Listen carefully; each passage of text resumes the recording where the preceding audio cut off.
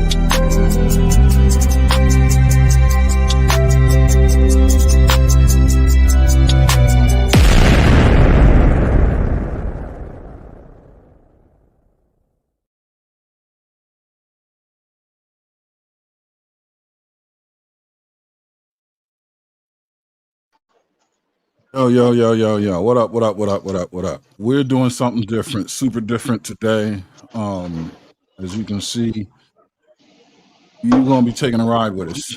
This is going to be a little strange. That's live. Chill Out is in the building, as am I.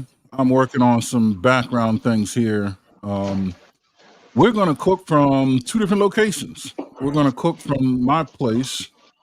My wife and I are going to make something from our kitchen here, and Chill Out is going to do something from his place, as you can see. So I'm going to run down the menu real quick, and if you could bear with us, engage in some light banter while we finish up on some last minute adjustments that need to be made. Yeah. Cynthia is in the building. Hit the link. Come on up and join us. I posted it in the chat. Yeah, please do join us. While we finish up, I don't know that all right, well, go ahead. So I wouldn't. Yeah. Yeah, we having some set difficulties. One of our lighting devices has bought the proverbial farm. You're muted. Yeah, chill. There I go. What's going on, chat, and everybody in these YouTube streets? How you doing this fine evening?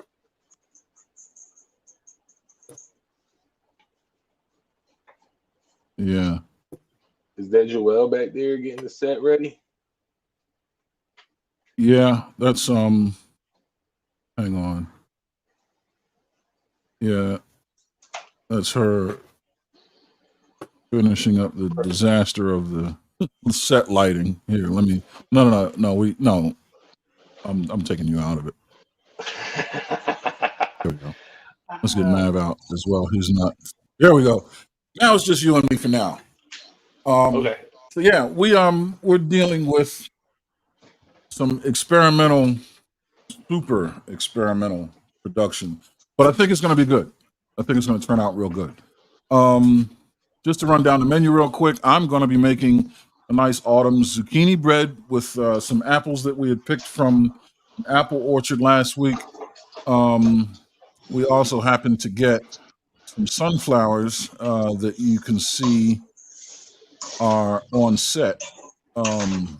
There they are. They came from the same place. My wife is going to make a banana pudding without bananas and chessmen cookies. It is the bomb, trust me. And Chill Out is going to do what? I'm making some fried plantains with spicy mango salsa. I can't let go of the summer yet, chat. I can't let it go, but I know it's almost over. So this will be a good appetizer before we go into full fall effect.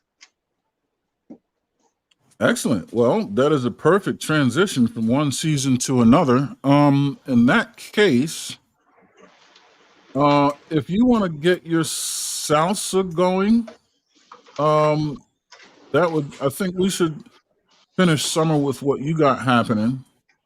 Okay. And we're going to finish up our lighting issues here. I'll step Okay. in, do the zucchini bread, and then my wife will close us out with that banana pudding. Y'all ready to Um, rock and roll? I'm ready to rock and roll. all right, I'm going to give you the stage, What's and we will going be on here. in chat? All right, so I'm getting my oil heated up right now. I'm gonna dice nice little red onion. I have some cilantro in the bowl. I took 3 thick slices of jalapeno. Due to my audience, they don't like it super spicy. So, due to your audience, making this is as spicy as you like it or want it to be. So, don't be intimidated about the spice or not. We're gonna start off with this onion, get that chopped up, rocking and rolling. Sorry for the hand in the camera, like to have a little paper plate aside to do my trash and maneuver as I go along. Let me know if y'all can see everything okay. Pre-wash my hands and the knife. I was prepping up, ready to rock and roll. I like to cut the onion in half, make some slices.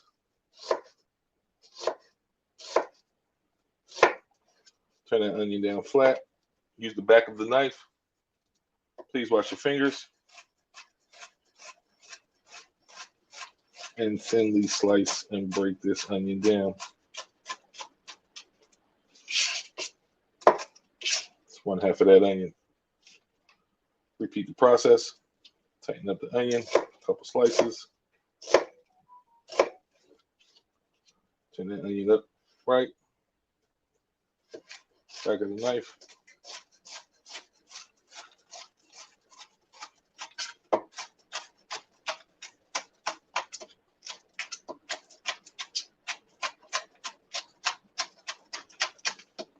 There you have it. Break down that onion.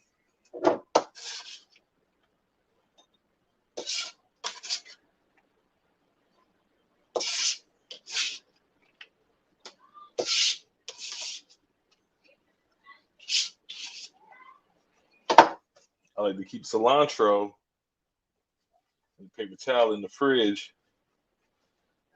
Keeps it nice and crispy and green. All right. I like to use the stems. You can leaf it or use the stems. It's totally up to you. I fold it in half, keep it together. Back of the knife and chop down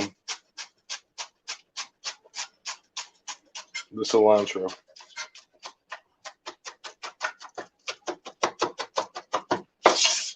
Give that a nice little rough chop.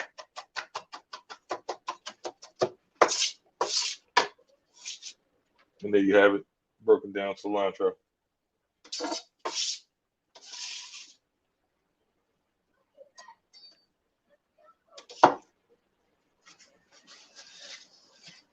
And now we're going to break down this beautiful mango. All right. Many people have many different ways of breaking down a mango. See all this stuff on, TikTok, YouTube. I like to just slice it down. That's a beautiful colored mango. Break that down. Cut both halves. Give that to the kids. Grabbing a spoon. Sorry for the out of camera view. Back with the spoon. I like to just run around the edge of the mango over the bowl. Any of that juice comes out, you can just catch that right in the bowl.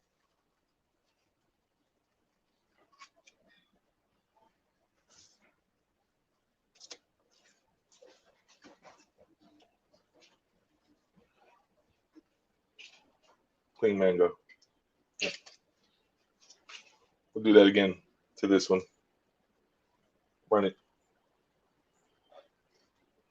into the skin of the mango. Just keep going around.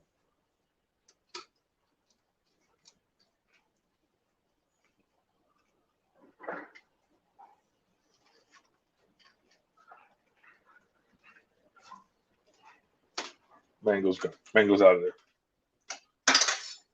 All right, y'all. Then I like to go and slice that in half. Smooth this down a little bit so you can get some view. All right. Slice this in half. Please be careful. And then some strips. Turn them strips.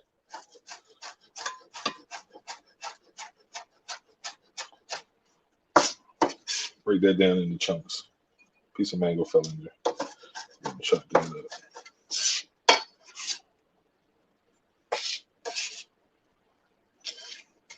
Take that other half. Bring that into some strips. You can use pineapple. You can even use papaya. It'll work. Any one of those tropical fruits to have some sweetness and body to it. Once again, we're going to carefully slice this one in half. Have two halves. Cut down in strips. Break that down into some cubes.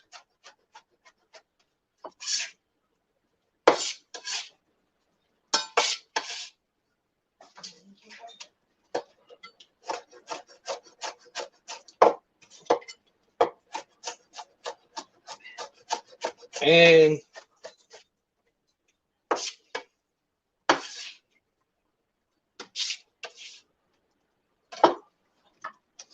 once again, sorry for that arm in front of there. Move the rest of that. We'll let the kids know all on that. So in here, we have mango, red onion, cilantro, and 3 slices of jalapeno about a 1/4 inch thick.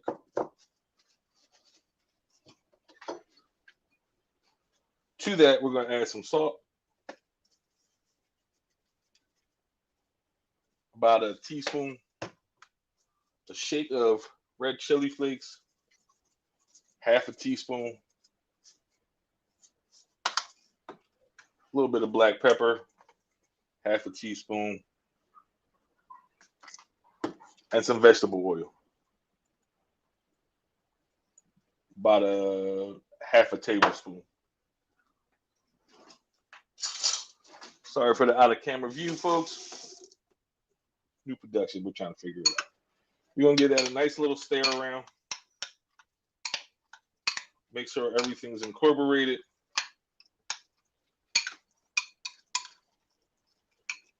This mango seems really sweet and juicy. This is going to work really well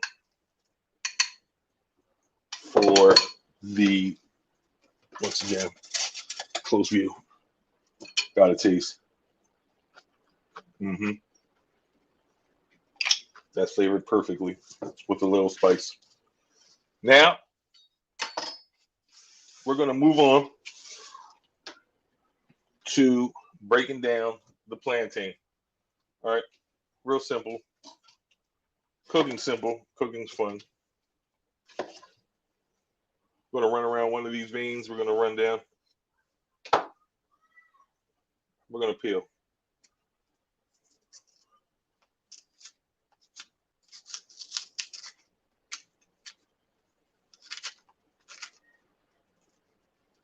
Sometimes they want to give you a little hard time. They're plantains. That's what they do.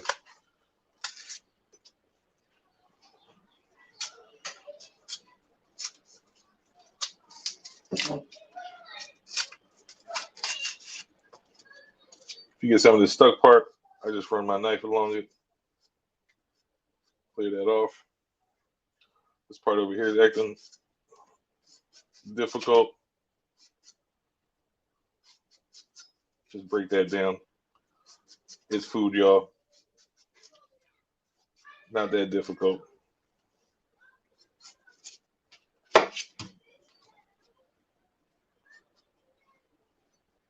Plantain. Got the oil going already. Since we're topping these with a salsa, I like to go about 1 inch thick. It's going to probably give me around 4 or 5 of these because we're going to make big plantains and break them down. Cleaning that off. That's just me doing what I do. Turn on the light. Like I said, I already had the oil going. We're going to slowly put these in and let these fry and rock and roll. Turn up the heat a little bit to medium high. You don't want it too high for your first go round. We're going to let them plantains get to cooking.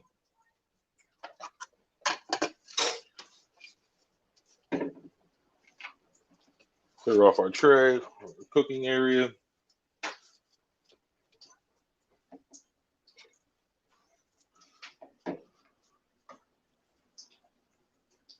Thank you very much.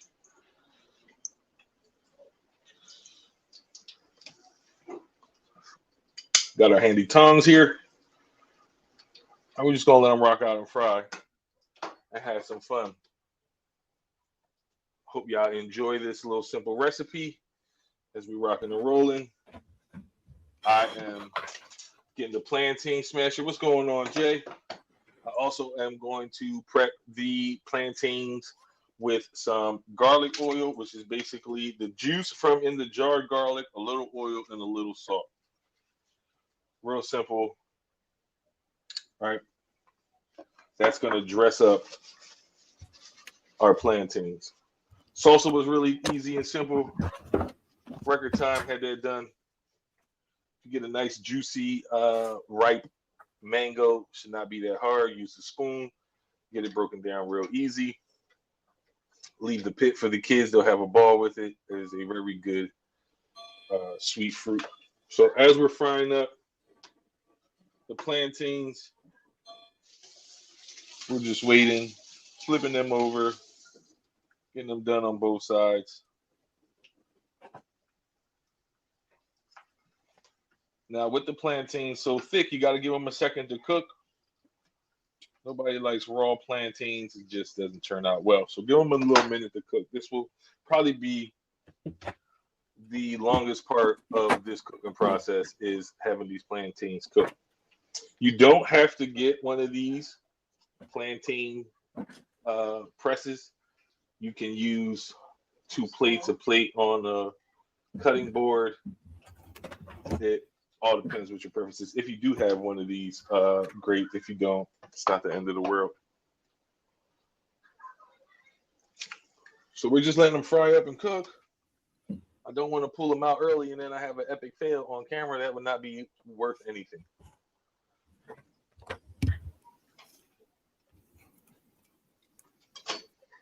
So as I'm frying up, what's going on, Jake? What's going on? Mr. Maverick? Okay, my mic is on and everything. Okay, yeah, man, everything's going on. I'm trying I could to imagine. 88 things at one time, man. It don't work. But how is everybody doing? Mr. Chill Out, Mr. Iceman, the chat.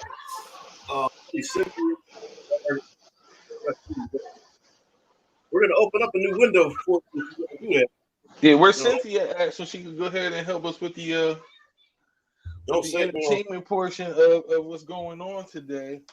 Don't say you're going to be dancing in the background without dancing in the background. Yeah. Like I said, I'm about to open up a window for you to do just that right now.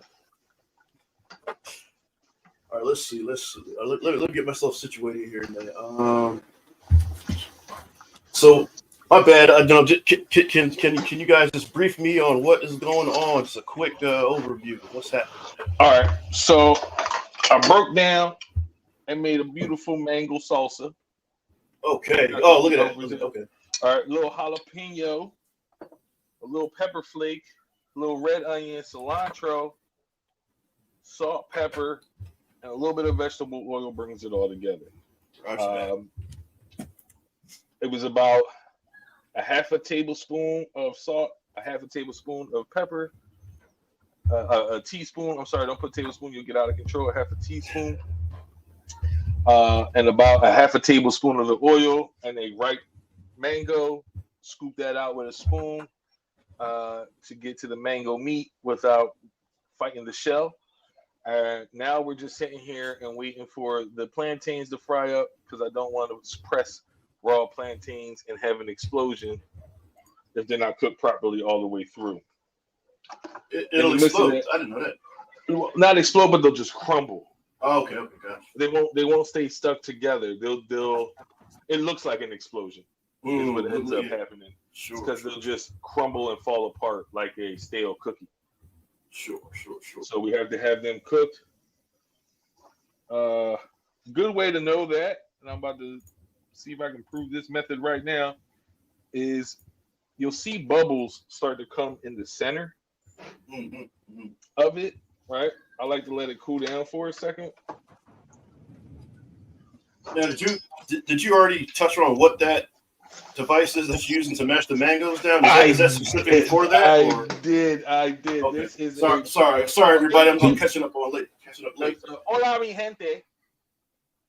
Hey, what's going on, E-Dub? Hola, mi gente. We got the plantain or totone press, but I said you don't need it. We hear you, Iceman. You can use a cutting board and a bowl or a plate to just press them down. Okay. So, bubbles forming in the middle. Can you hear me now? A couple times. Yes, we hear you. Yes, Iceman, we got you. All right. Okay.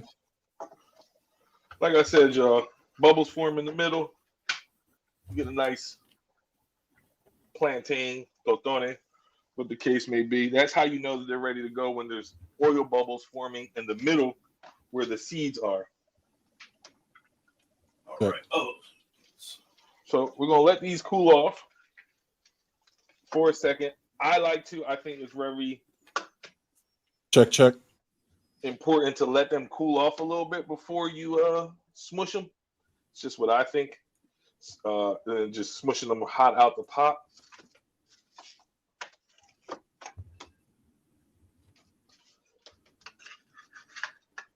Getting our plantains rocking and rolling, nice and thick to hold the salsa. What you did not see girl says, "I love plantains." Sorry. No, you're fine. What you didn't see me do was turn the heat up. I was on medium low, around 3 or 4, if you have that on your stove. Then I just turned it up to about 6 for the second fry. Gotcha. I believe while that's happening, I'm gonna leave your display your offer up there to send for a while, just so everybody can see it, so you actually do it, because we all want to see that. Are you telling me? Oh no! I'm commentating. Oh, okay. So we're going back in the pot for the second fry. My love, can you get me a plate, a black one? My wife is helping me in the background. Shout out to the first lady over there. Shout out to her, the helping hand. That's what I do. Jesse said, "Shout out to you for the helping hand. Appreciate you. Thank you very much. Allow me to stay in frame." It looks like I need to get a first lady to do that myself, man. That'll make my life easier. You got 80 things going on. Do you know what helps when you got 80 things going on? An extra set of hands. Come on now. That cuts it down to 40. Yeah, right. Cuts it down to 40. Exactly. Booze helps too, which I'm about to get into it. Yeah. Booze does help. If you're into that. If you like a little Bob Marley, if you're into that, you know. Whatever works, whatever floats your boat, whatever works for you. Works for you. Check. Mike, we hear you, Iceman. Good. We hear you. All right. That is the I believe anyway. Hold on. That's the wireless. Are you lapel right now? Yeah, the thing on my head. You can hear me? We can hear you.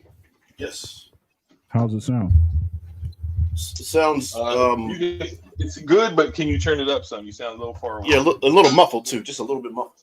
Yeah, a little bit. But you sound clear, just a little far away and muffled. How about now? That sounds a little more natural. A little louder if you could. Yeah, volume. How about now?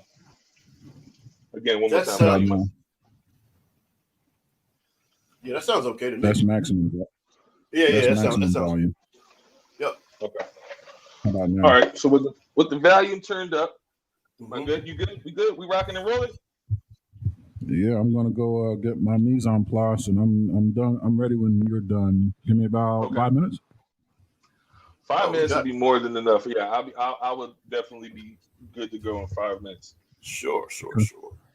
So let the plantains cook. Like I said, this is the hardest part is the plantains. It's also took blink of an eye, but you can pour a drink and be done this at the same time. It's really quick and really fast and really easy. I have just a regular old. You remember your grandma Tupperware bowl? Yeah, I got one of those. Lined up with some paper towels just to grab the oil. Nice golden brown. I don't know if you can hear them. They are definitely crispy, crunchy. Gonna cool off. Turn off this. Move that oil. I like to throw a little salt in the bowl. And a little shake around. All right. Shake it up. Nice golden color. Maybe hold on. Let's do this Now that what you have there, I just have a question. I remember there was a Dominican have a version of what you're doing too, right? As far as like not mango, something like that, right? Yeah, no, that's all in the Caribbean, but I think this is more like an American night. It's a fusion because it's really a salsa with plantains, but it's more like an appetizer. Right. So I salted them up. This is garlic and vegetable oil, the juice from. Thank you. I tried. We got to make them crispy. This is going to hold the salsa. So this is the juice of garlic and a little bit of vegetable oil. We're going to brush that right on top of each plantain to give it that little garlicky flavor to have a contrast in flavor between the sweet mango salsa. All right, so now we're back to the start of the show, the mango salsa. You take a little spoonful.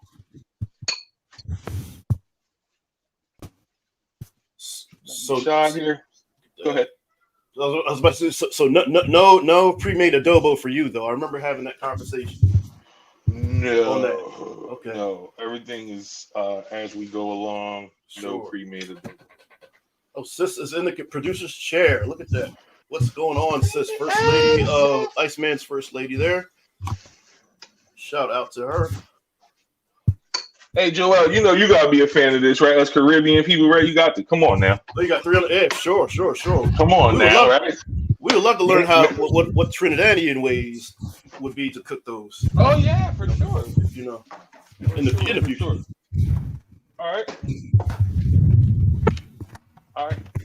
Look at that color. Look at that color. That's amazing. I can smell that through the monitor. Yeah, that looks good. Coming up. So my wife is gonna come and she's gonna show y'all because I can say whatever I want. Right? She's gonna come in and do the taste test right here on camera. Just right on camera. Come on, the ladies will pull no punches when letting you know. Come on, they gotta take a bite. You don't gotta be all in the way. There you go. There's Chillup's first lady. What's going on, Denise? They're nice and crispy. Gotta get the reaction. All right. Oh, yeah, let's see. Dottie Girl says, looks divine, and it sure does. The food and the first lady, if you don't mind me saying. Thank you. She said it was really good, really crunchy, and a little spicy. If you like hotter, I put a little jalapeno in there. I like the spice. If you like more spice, add jalapeno. And there's a little red pepper flavor in there. This is all your spice choice. The mango is going to be really sweet, onion, cilantro, really simple, great appetizer. The summer's leaving, y'all. I'm going to miss the summer. It's going to be time for pumpkin and apple, like the first lady and Mr. Wormley's going to do Iceman. You know, that's my time of year, pumpkins and apple. Yes. Denise is on pumpkin spice right now. We got everything in the house pumpkin spice. Yes, Denise. She said yes, Denise, with the pumpkin spice. I think we about to get pumpkin spice soap. I swear we are. It's about to be soap. No, don't go that Did they even make that? They do. No, that's fucking me. spice soap. No way. No, I'm They Josh. do. They do. They did though. They did. I'm sure they do. Yeah. So I'm gonna go ahead and dig me one, and y'all can hear it because she was off the mic. Look. All right. Mm-hmm. It is crunchy. It is good, not spicy to me. Really good in flavor. The salt garlic on the plantain, the sweet and spicy. Or if you don't Awesome. want to do the whole extra, now you get you a little bit of mayonnaise, a little bit of ketchup, and some Can they hear you? Can you hear? Oh, we can hear her. Yes. Yeah. Okay. She's like, and some Garlic, garlic. Mix it up with totones. That's all you need.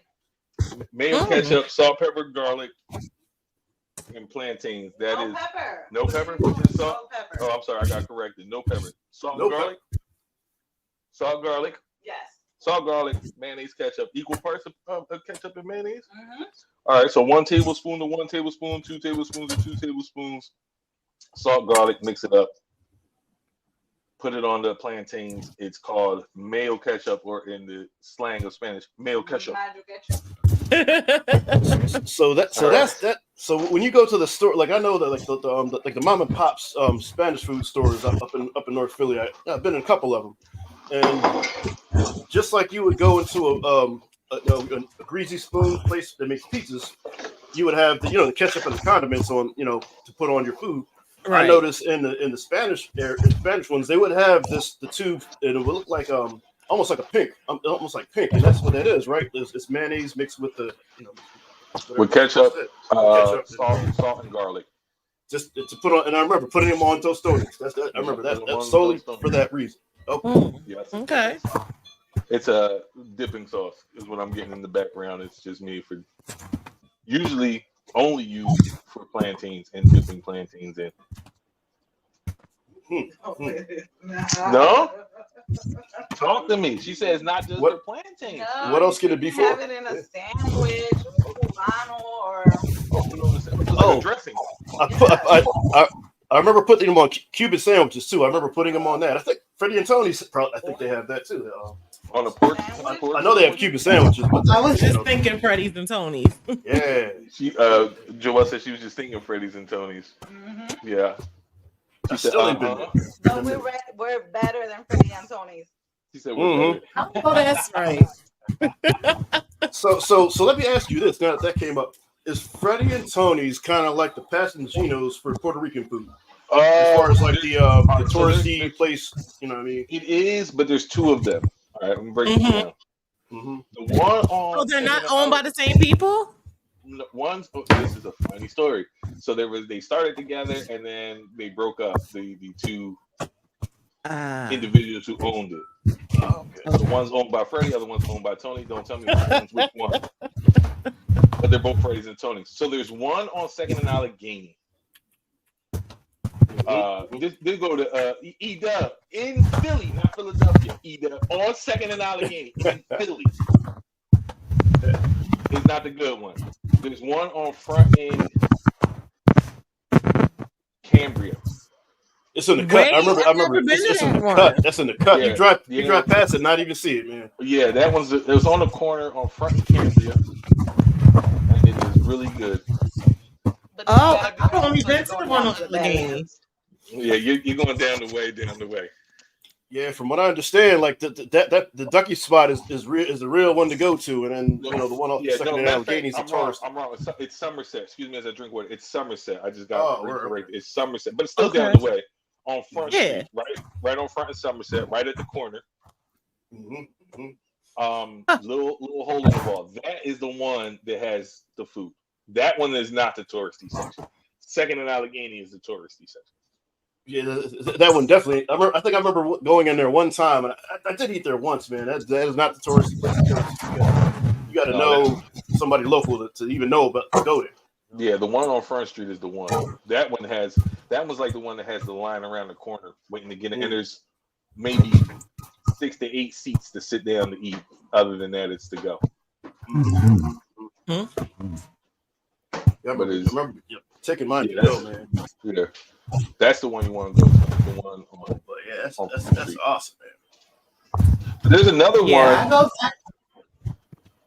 called the Boricua store. They have good food, but that one I think is going to become a little touristy. That one's like on Aramingo. Mm-hmm. Yeah, man. But their food is good. I won't deny that they have good food. Nah, for sure. It's been. I think last time I really had some good Spanish food. But actually, at your house about 2 weeks ago, man, was the last time I had some good Spanish food.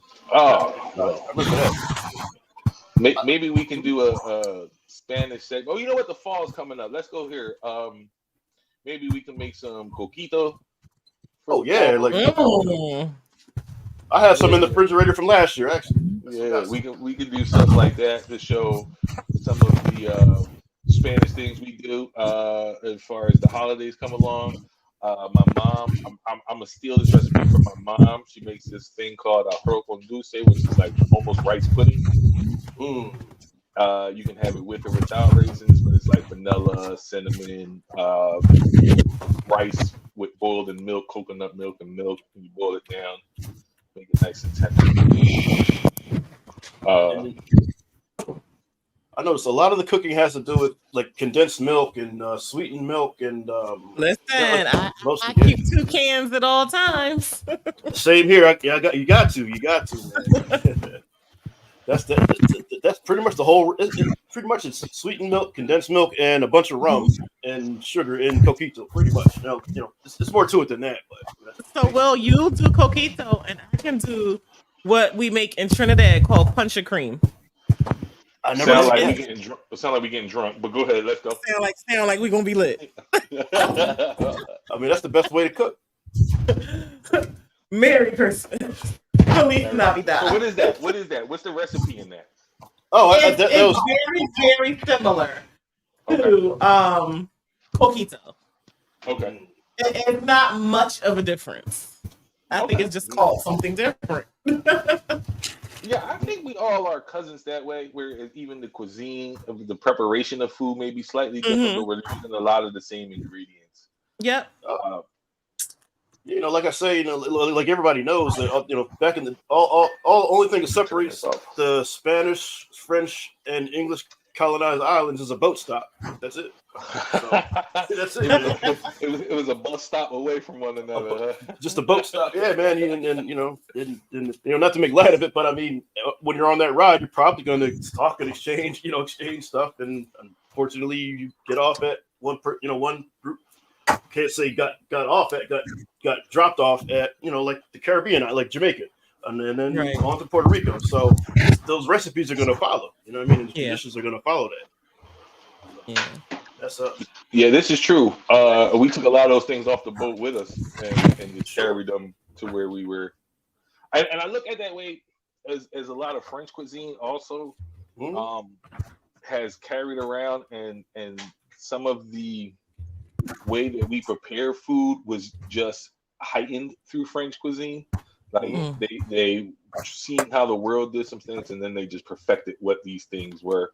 Because I see like some of those techniques that are in French cuisine that are used across the world, but just the French perfected these things to make them even more better. They went sciencey on it, and I think it's pretty cool, especially coming from the Caribbean, how we use the same ingredients in many different ways. I had rice and beans from a Haitian friend, and it was not the rice and beans that I had expected it to be, but still delicious nonetheless. Right. So, yep. It's like even the rice and beans, like something so simple because it's 2 ingredients normally in that dish, but you'll get a separate one from a Haitian, from a Jamaican, from a Puerto Rican, from a Dominican. They'll all be separate. Even like from a Trinidadian compared to a Jamaican. Yeah. Because I went to that spot up 52nd Street that I can't remember. You know what I mean, sis. The one Golden crust. Brown sugar. Yeah, that's what it is. Brown sugar. That was a Trinidadian place, and a lot like the roti that I got from there. Like a lot of the stuff is way different than what I was growing up on, which was more like Jamaican St. Kittian style for me. But still, they're still excellent. Still very excellent everywhere. So, well, I like jerk chicken, curry goat, like pasta, I love Oh, all man. that stuff. So it's Yeah. right, Those are right up my staples. Caribbean alley, man. I love all that stuff.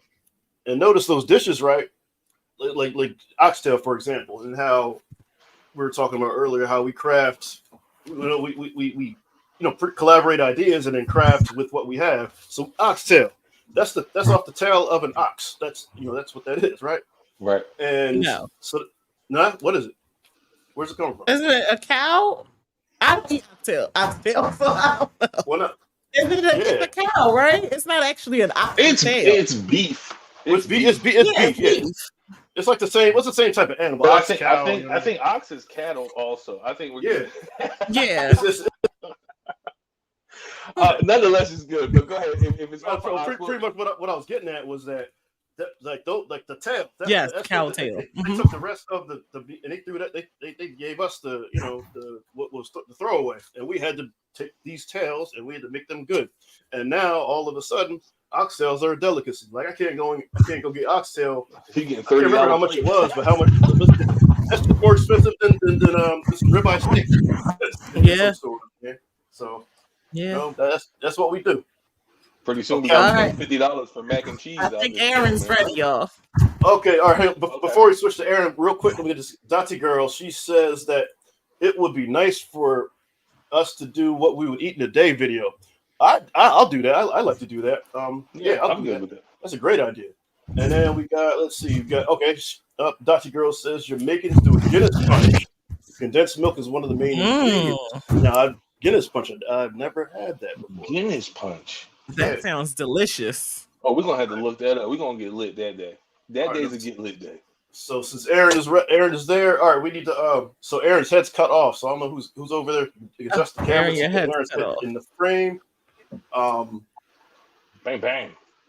Well, looks like Aaron's head's going to have to get cut off because of how it is. I see. All right, yep, that's the best we got because you have to show the what he's cooking. So Yeah, your head's gonna be it is cut what it off. is. Yeah, and we'll shut his mic on. Let me take a look. Okay, so let's turn that off. All right, folks. Yeah, like I said, this is an operation where we are making stuff up as we go on the fly. So bear with us. Hey, it looks good to me. Right, yeah, right there. Yeah, I just didn't want his head to be cut off. That's all. No, I understand. I'm going in for one more of these plantains, y'all. They're too good. Yo, so who you got in the fight tonight, bro? I'm torn, but skill wise, I gotta go Canelo. Oh, for sure, man. How many he has? What? How many years of experience does he have over his opponent? I think it's like his fourth title defense, though, for sure. Yeah. It's almost time for Canelo to hang the gloves up soon, right? I mean, he's getting up there for boxing years. He's still very good. Don't get me wrong, but I mean, after a while, Yeah, but he's also in stride right now. He's like hitting his stride of greatness as far as what he's doing. He's gonna have to probably either move up in weight class or down and fight one of these other stars. But right now, he's holding his own. All right, the Iceman's ready. All right, Iceman's ready. So, yep, enough boxing talk. We're going to move on to the Iceman here. Ready? You got to unmute your mic from your end, too, Iceman. Whenever you're ready.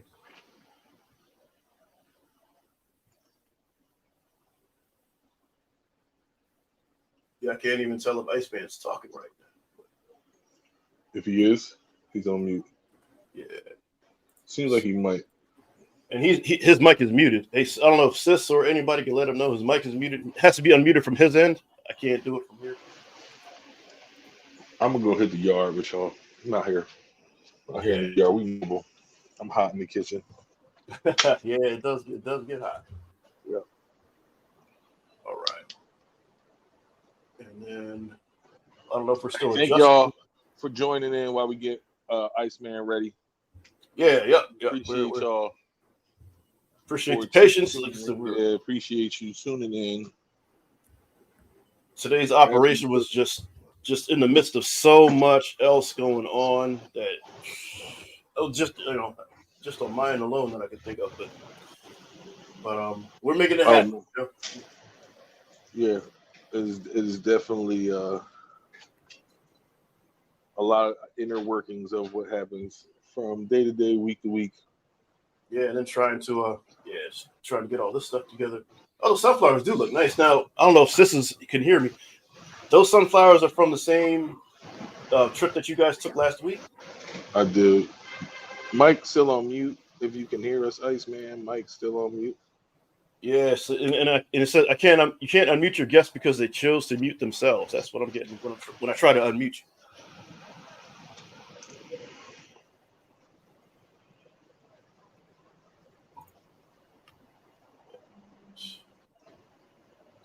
Still, and if I knew how to cut to the other things, I would do that. Check. Can you hear me? Oh, okay, we can hear you now. Yep. You're live. When you're going to want to go back and forth, when you want to talk, check. Yeah, see if go. So check. Check. Can you guys hear me? I can hear you, sis. Yes. Okay. All right. So it looks like we're good. Yes, Jesse, those sunflowers are from when we went to the farm last Sunday.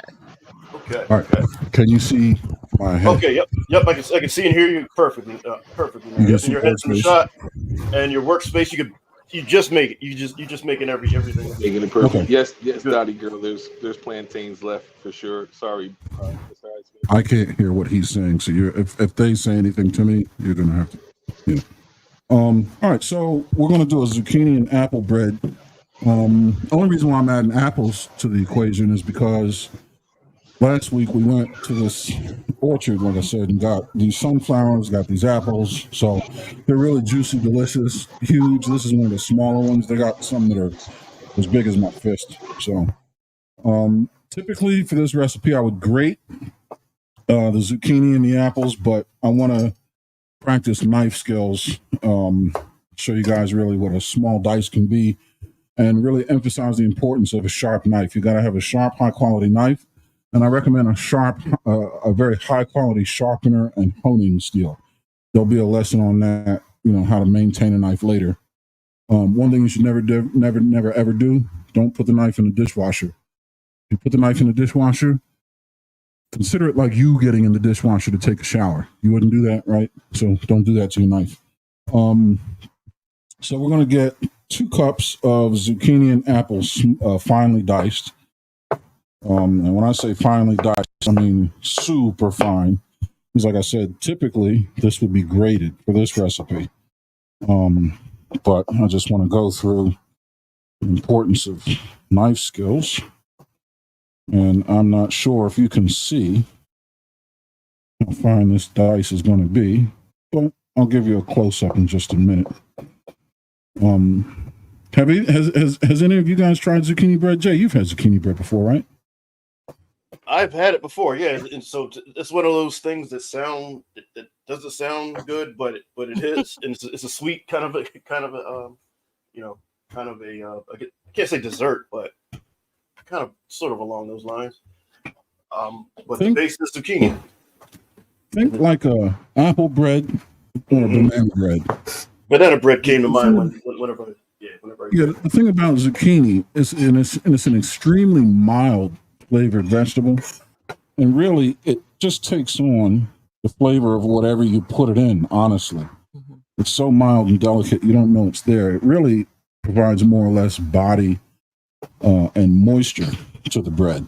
It gives you that nice dense moist, but without too much of a vegetal flavor. It does seem to just takes on whatever you throw at it. I knew you can make, well, not for the bread, but I know for zucchinis you can make a savory zucchini too. Obviously, like when I first got a zucchini when I first got the zucchini myself, or the squashes from the vegetable program from Yaden, just to try them out, I just cut them in half, olive oil on top, salt and pepper, baked them in the oven just to see what they tasted like. And they taste like nothing, pretty much. So Yeah. Can't say nothing, but What were you going to say, babe? I was going to say some people use zucchinis to make brownies. Yeah, the real purpose of it in baking really is just to add moisture and body It just takes away the dryness. It just adds a lovely moisture and a lovely density to bread, cake, or whatever you're doing. So we're going to quickly and finely dice this apple. And again, I mean, I'm saying 2 cups, but around here, we don't necessarily, we kind of know what we're doing and we eyeball pretty well. These don't have to be exact measurements. Now, if you're going to make like a cake or an actual bread where there's like yeast and like a lot of leavening and stuff like that, you're going to want to follow those recipes because they're very they're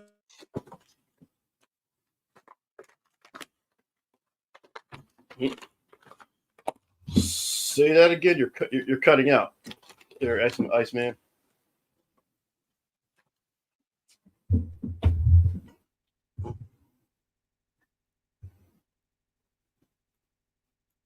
So both of you guys are muted now, and I can't unmute you. I can't hear anything you guys are saying.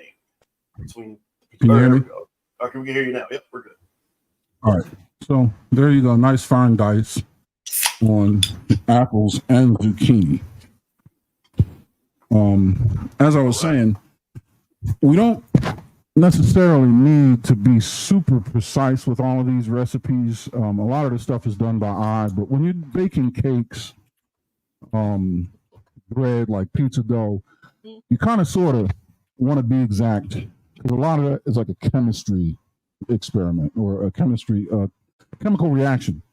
Some of that's going to take place here. I'll explain when that comes in a minute. But this isn't necessarily so intense in exact measurements, as you'll come to find out. So to me, that looks like about 2 cups of apples and zucchini. So mix our wet ingredients first. We want 4 eggs. 1, 2, 3, 4. We want, let's whisk those. Oh, I'm sorry, babe. Can you give me a third of a cup of water? Water.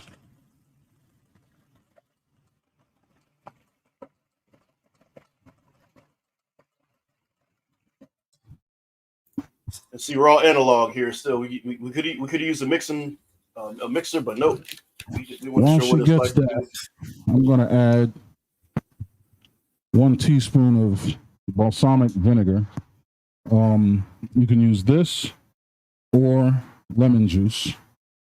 And really what all this does, it's not really much for flavor. It's the acid that combines with the baking soda to provide leavening. If you ever add baking soda and vinegar, what happens? You get a response where bubbles are formed and carbon dioxide is given off. That's the leavening that is going to occur. And then my wife will just dump in, thank you, dear. That was just 1/4 cup of water.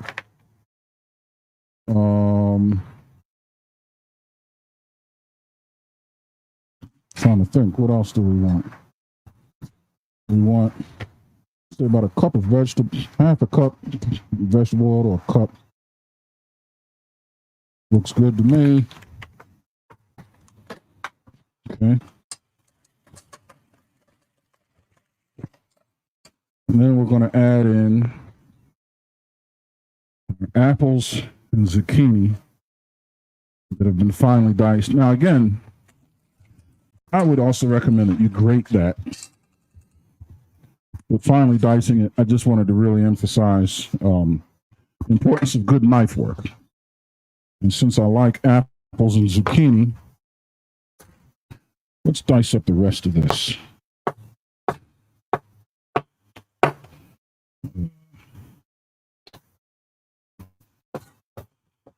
The other good thing about this is kids love it because it tastes like apple bread or banana bread or something especially in the fall. And little do you know, I mean, we're getting ready to put damn near 3 cups, if not 3 cups of vegetables in this. And they have no idea. You don't have to use the apple. You can go straight zucchini.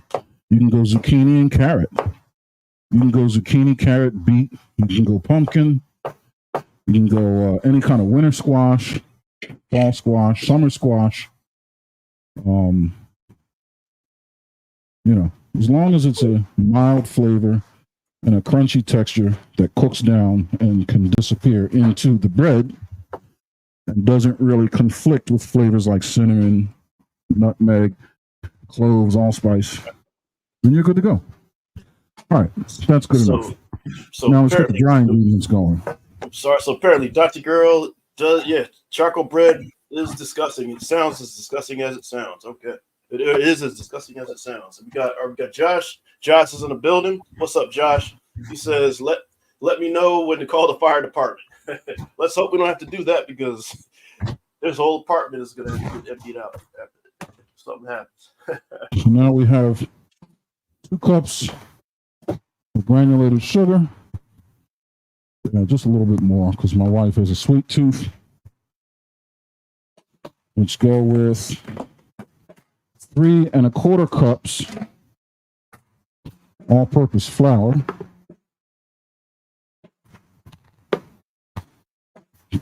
2, 3. That works. And then we're going to go with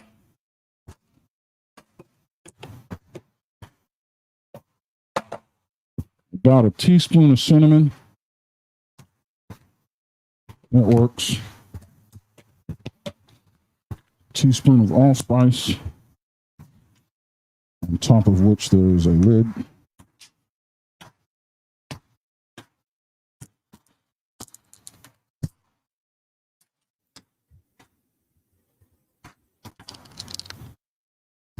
La la la la la la la la. Like, Okay. share, subscribe, folks. That'll help us help the channel grow, and so we can That works. do this more often and better equipped. And we're going to go with, let's go with a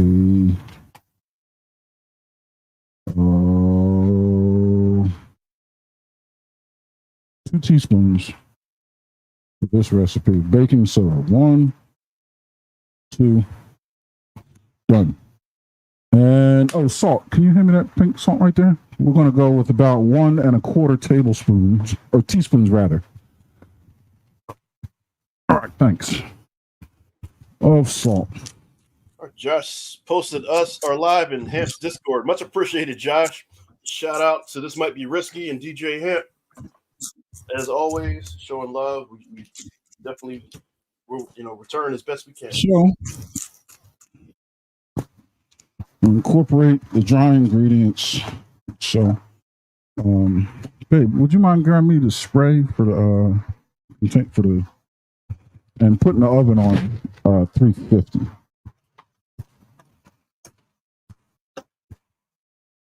So we mix all the ingredients, fully incorporated.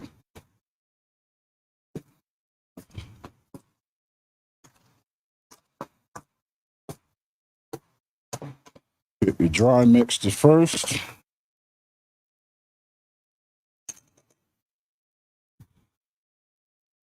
And then in gets, thank you. Mix the wet. Mix all that in. Okay. Spatula. And just gently fold. You don't want to go crazy. You're not making whipped cream here. You just want to fold the dry and the wet together just until they're nice and fully incorporated. Hey, Josh, not sure how, because Aaron can't even hear what I'm talking, but I don't think so. The space out there is so congested. And we just came up with this on the fly. I don't think that's possible, but next time we will definitely handle that. Production notes. Yeah, We'll save that for meeting. You can't hear me. Awesome. All right. Yeah, that'll be my word. Production notes for next time. So now that you have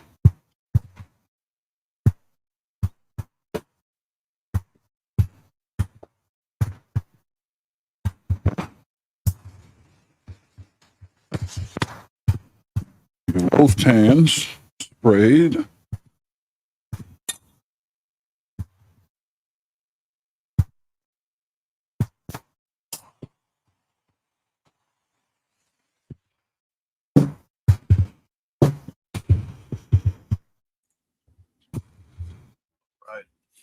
distribute half of your mixture between them.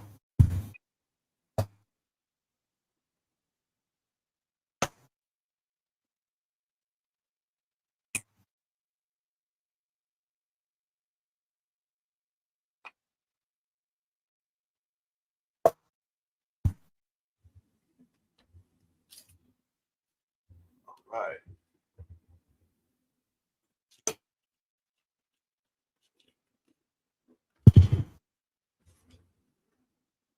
One's going to come out just before the other.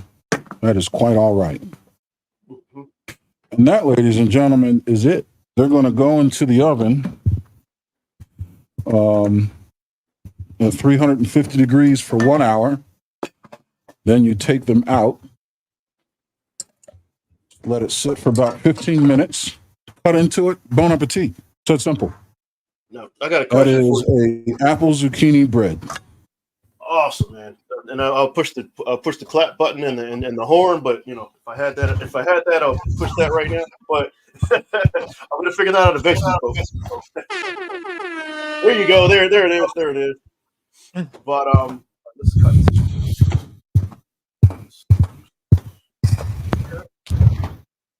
And, oh, there's no air. There's okay. Let's see. So, with that being said, would you? I'm pretty sure we're not going to sit here and wait for an hour for the live stream for your thing to get done. So, when that's done and when it's dressed up, would you want to take a picture and then we can put it on our Instagram page? It's Discord. Would be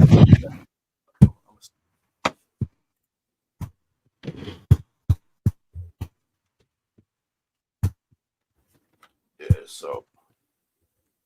O'Shea Lennox, the hobbyist. What's up, man? Hey, better late than never. That's my hobby. And then let's see, we got That's the girl here. She says, when we get a chance, it would be great if we could advise what kind of pans are the best. I hear that 3 and 5 pans are good. There's so much choice, it's confusing. I remember last time I went to go shop pans myself. The first man I called was Aaron, and I believe he was in culinary school at the time. So, I'm still using those same pots and pans today, and I believe I bought them about like maybe 10, 15 years ago, something like that, long time ago. But I'm still using them to this day. A whole can. The pan up. Let's see. Let's see. We got that. So, okay, since it's cleaning up there, we got, don't have it yet, but Aaron's placing them in the oven. So, are we going to be making something else, or that's all we're making for today? Oh, okay. O'Shea Lennox also says, I like the rustic nature look. That is up there in Iceman's condo, overlooking beautiful. Was it? No, not the 309 is not that side. But say what? Here we go. Oh, there we go. Okay, yeah. So, O'Shea Lennox, the hobbyist, says the rustic nature look of your setup there. Oh yeah, thanks. Yeah, this is on my. Hold on. Let me give my wife the microphone. Oh boy. All right. 1 second. What's on that? Just want to open the cream cheese.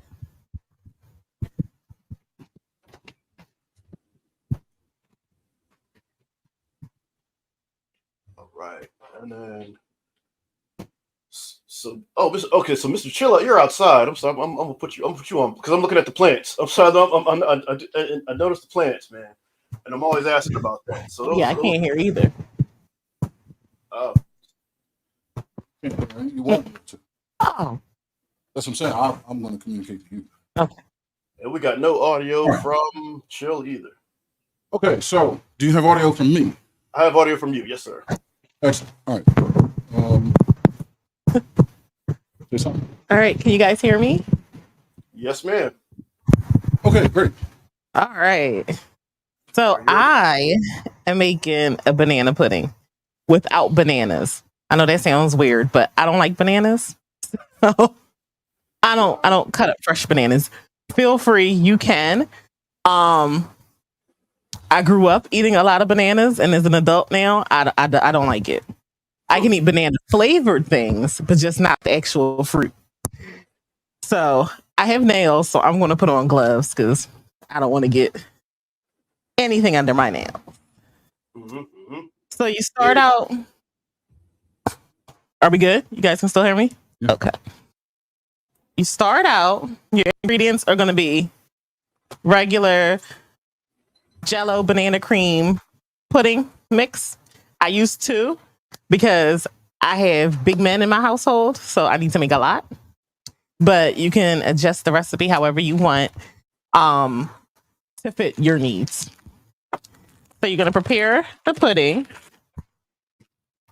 according to the instructions on the back of the box. So we're going to dump that in there. And the back of the box says to do, I believe it's 2.5 cups of milk. There we go. Yes, 2.5 cups of milk per box. So here's how we're going to do this. Because I do tweak it a little bit. It's not exactly the recipe that comes on the box. Like, who wants to do that? Who does that? You have to modify that. Yeah, you can't do that. And might I add, she is the master of modifying whatever comes out of the box. Yes, that's what I do. You modify it to your taste. You don't have to prepare things exactly to the recipe. Like, who does that? You gotta add your own flair to it, sure. Exactly. So I have 4 cups of milk because I use 2 bags. So I have 4 cups of milk. We're gonna put that in there. Oh, he said, O'Shea Lennox said, he said, flag on the play, no bananas. Does that get a no diddy? I can't hear y'all. And then O'Shea Lennox says, flag on the play, no bananas. What? Yeah.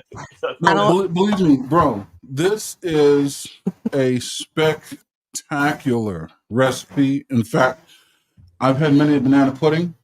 I've never had a banana pudding with bananas that was as good as this. In fact, I've never had a banana pudding that was as good as this. See, you're not even going to miss the bananas. But like I said, feel free to add the bananas if you want. So this, I'm going to pour the whole can of sweetened condensed milk.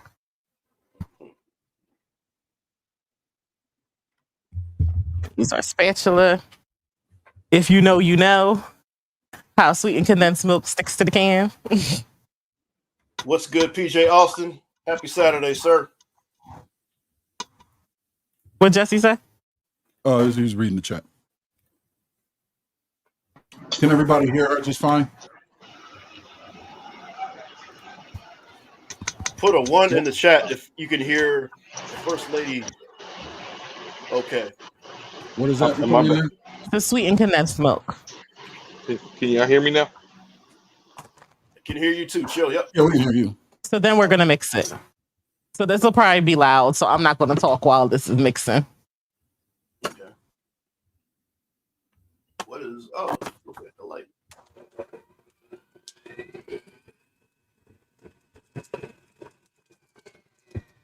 I should have put the thing over it.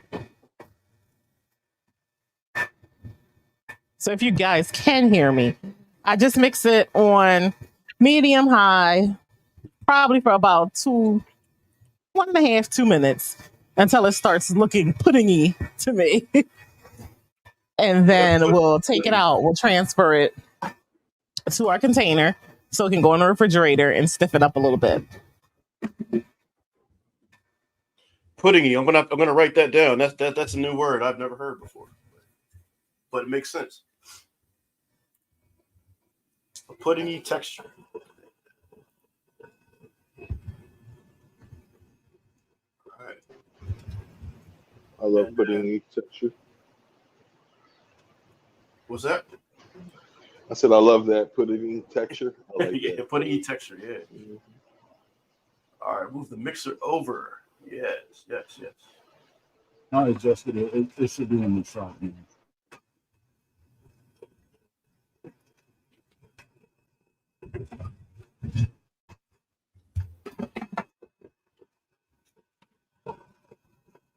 So, babe, when did you first kind of concoct this recipe?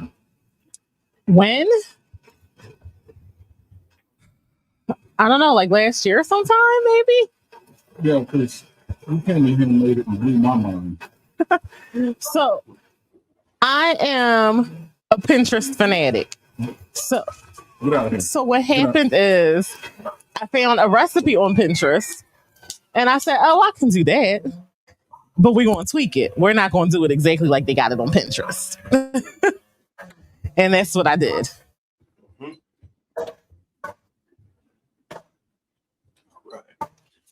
So we're going to take that. We're going to pour it into our container. See, it's like already thick. But we're going to put it in the fridge so it can set.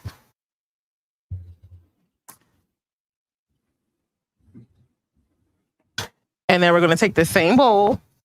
You're not going to clean it, nothing. Because you're going to make your whipped cream mixture. Because most recipes call for like Cool Whip or something.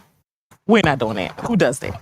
I mean, you can do it if you want. But You cannot hear her? Yeah, no. So I can't do Cool Whip. yeah, Cool Whip. Oh, Like, we can- I don't know what we it's can we about. don't do that. So We're not doing that oil. is we're what I going to was make telling our own. you. Yeah. Right. We'll set that aside. Bring our bowl right back. Oh, babe, I need heavy cream. Okay, the The full one. Gonna use So all. while he's getting the heavy cream for me, a brick of cream cheese. Now, normally I use cheesecake flavored pudding. The supermarket I went to didn't have that. So we're going to go for the real thing. We're going to put cream cheese in there. Best to go with the real deal, The real deal. especially if that's all you got. That's it. Thank you. Now, once again, I don't measure, so I can't even tell you how much I'm putting in here. We all know when you're whipping cream, it swells, so be mindful of that. But you know what? No, I'm going to use the whole thing because There you go. I've got big folks in my house. And you gotta save me some too. I got you, bro. For me to come through. Is that what you normally put in there? What? Me The too. whole thing? Sometimes, depending on how I'm feeling, sometimes I might use a little bit less. Hey, Aaron, can you ask her? Did she try the strawberry no bake cheesecake? With the And you stuff? can use vanilla extract, but I don't have any of that, so we're going to use just a little bit of caramel syrup just to give it a little bit of richness. Side Phil wanted to know what you thought about the strawberry chocolate cheesecake. Absolutely delicious. I did not share that piece you sent. I hope I wasn't supposed to because nobody got any. He put a heart. He's pleased. Let me tell you And then that. we're going with that. So that caramel, the homemade caramel that you guys made, that you made last week, and along with the cheesecake, that was very popular with guests. I'll just say this past week. I'll just say that very popular, and I'm going to need to learn how to make that myself now because it was very popular and made things very lucrative. I'll just say with some visits. Yeah, we're going to whip that, make our whipped cream. And then when it's time to assemble it, of course, we got the Chessmen cookies. You can use vanilla wafers if you want. I use those sometimes. but the family likes the Chessmen cookies. So that'll come later in the process. Right.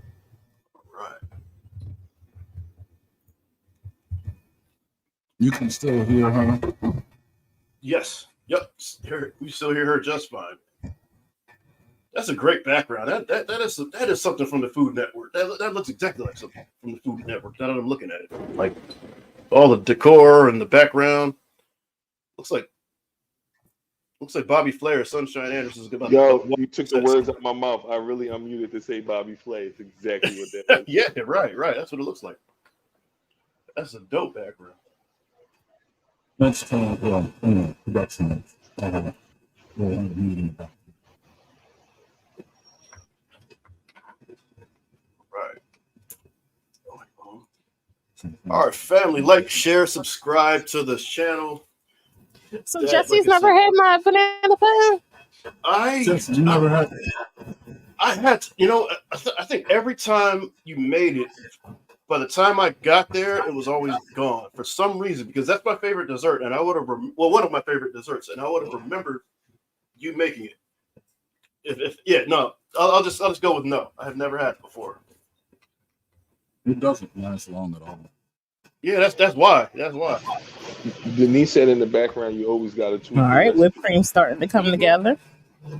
We want stiff peaks, so we'll give it a few more twirls. Yeah.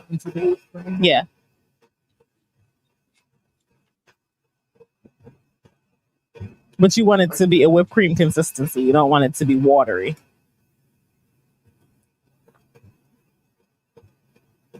I can see the calculations going on in Iceman's head right now.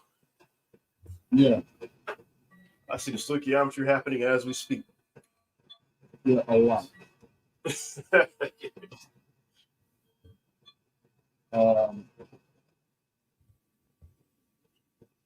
What did I have to do?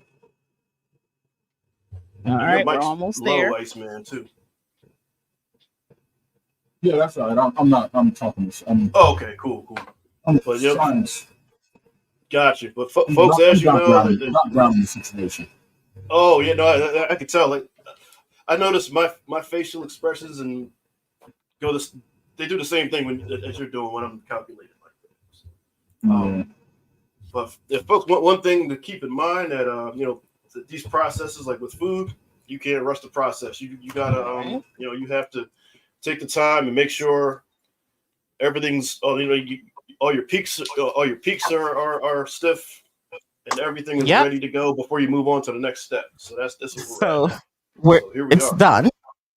I don't know if you guys can see, but you see how stiff it is on the whisk? Those are stiff peaks. Those are stiff peaks on the whisk. We'll put that in there. Then we'll take our rubber spatula. For some reason, the rubber spatula is all like that is the best thing to use for whipped cream like that. Yeah, because it creates a tight seal against the bowl and allows you to. It's like a squeegee on a window. Mm-hmm, exactly. So how do you incorporate those two things together? So we'll show that once the pudding firms up. Oh, we're going to bring it right back to this bowl. Okay.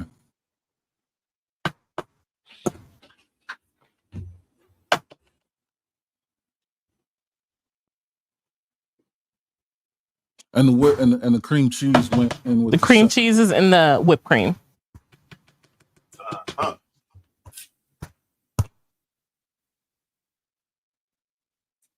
That's looking like it's gonna be good. All right, so this is all gonna go in the fridge. Like I said, you're not gonna clean your bowl, nothing. You're gonna leave it right there because everything's gonna go right back in it. Mm-hmm.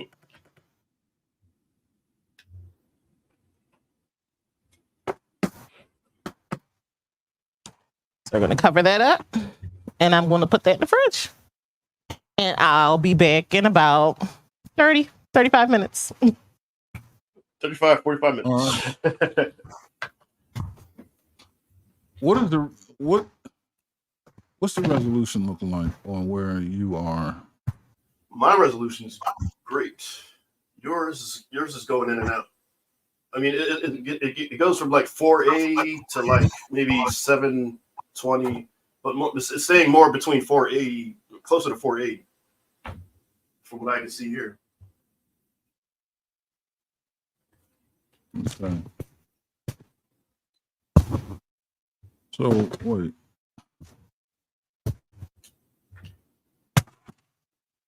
What? All right. Well, anyway, because I'm trying to sort out. All right. Very well. So, Jesse, what are you thinking so far, based on what you've seen? I wasn't here for the Oh well, no, you weren't here. Chill made. Did you tell him what you made? The plantains, right? Yeah, he caught the tail end of the plantains, the finished product, the spicy mango salsa, red onion, cilantro, jalapeno, little pepper flake, a nice ripened mango. Gave them a spoon way of getting the mango off of the peel. Fried the plantains twice fried, first on low heat, then turned it up from medium low to about medium high. The little clue, the plantain where it gets the little oil bubbles in the middle, so you know that they're done, so you don't squish a raw plantain. Squish that down, little pink salt, took some garlic juice out the jar, mixed it with some vegetable oil, and made like a garlic oil, salted them, and then placed the plantain in the plate, nice and crispy, threw the mango salsa on top, and Denise popped on camera and gave it the thumbs up and approval of mango plantains as an appetizer with the salsa on top. So, what would you say the primary flavor profile of the salsa would be? Would it be sweet, salty, spicy? What's the leading? Sweet and spicy. Sweet up front, spicy with the jalapeno on the back end. And then the plantain is earthy with the garlic and salt that I put on there. So you'll get crispy, sweet, spicy, salty, with all those flavors. Any sour? No, no lemon juice or lime juice. This would be mostly earthy, spicy, and sweet because you got the cilantro in there and the red onion, and then the garlic, and then the mango's the only sweet component. Oh, salt and pepper in the mango salsa. So no juice in there. It was vegetable oil that brings that together. No tart. So no tart. So for whatever reason, limes. Would limes squeeze over that? Would that go? For some reason I remember limes could go on that. You can, but I feel that it changes it. I mean, you can, but I feel like it changes what you're going to get at the end product because you want the earthy and spicy to kind of shine through.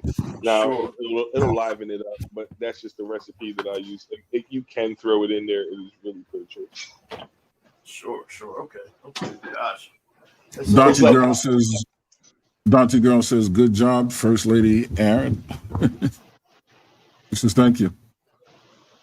I think from a chemistry standpoint, you would maybe consider an acid if you had meat. You would want a fattiness to cut through. So if you're doing like a pork shoulder or like even like a fatty fish, like a tuna, and you were going to do a mango salsa to go on like a tuna or a bluefish, or even something, like mahi, something flaky or rich, you would want to cut through that with a little bit of acid, not much though. If I do like chicken or beef, I usually create a marinade that would be lime based if I'm going to do. When you do that, do you zest the lime also? Absolutely. Absolutely. So do I. Yeah, that brightness really. Yeah.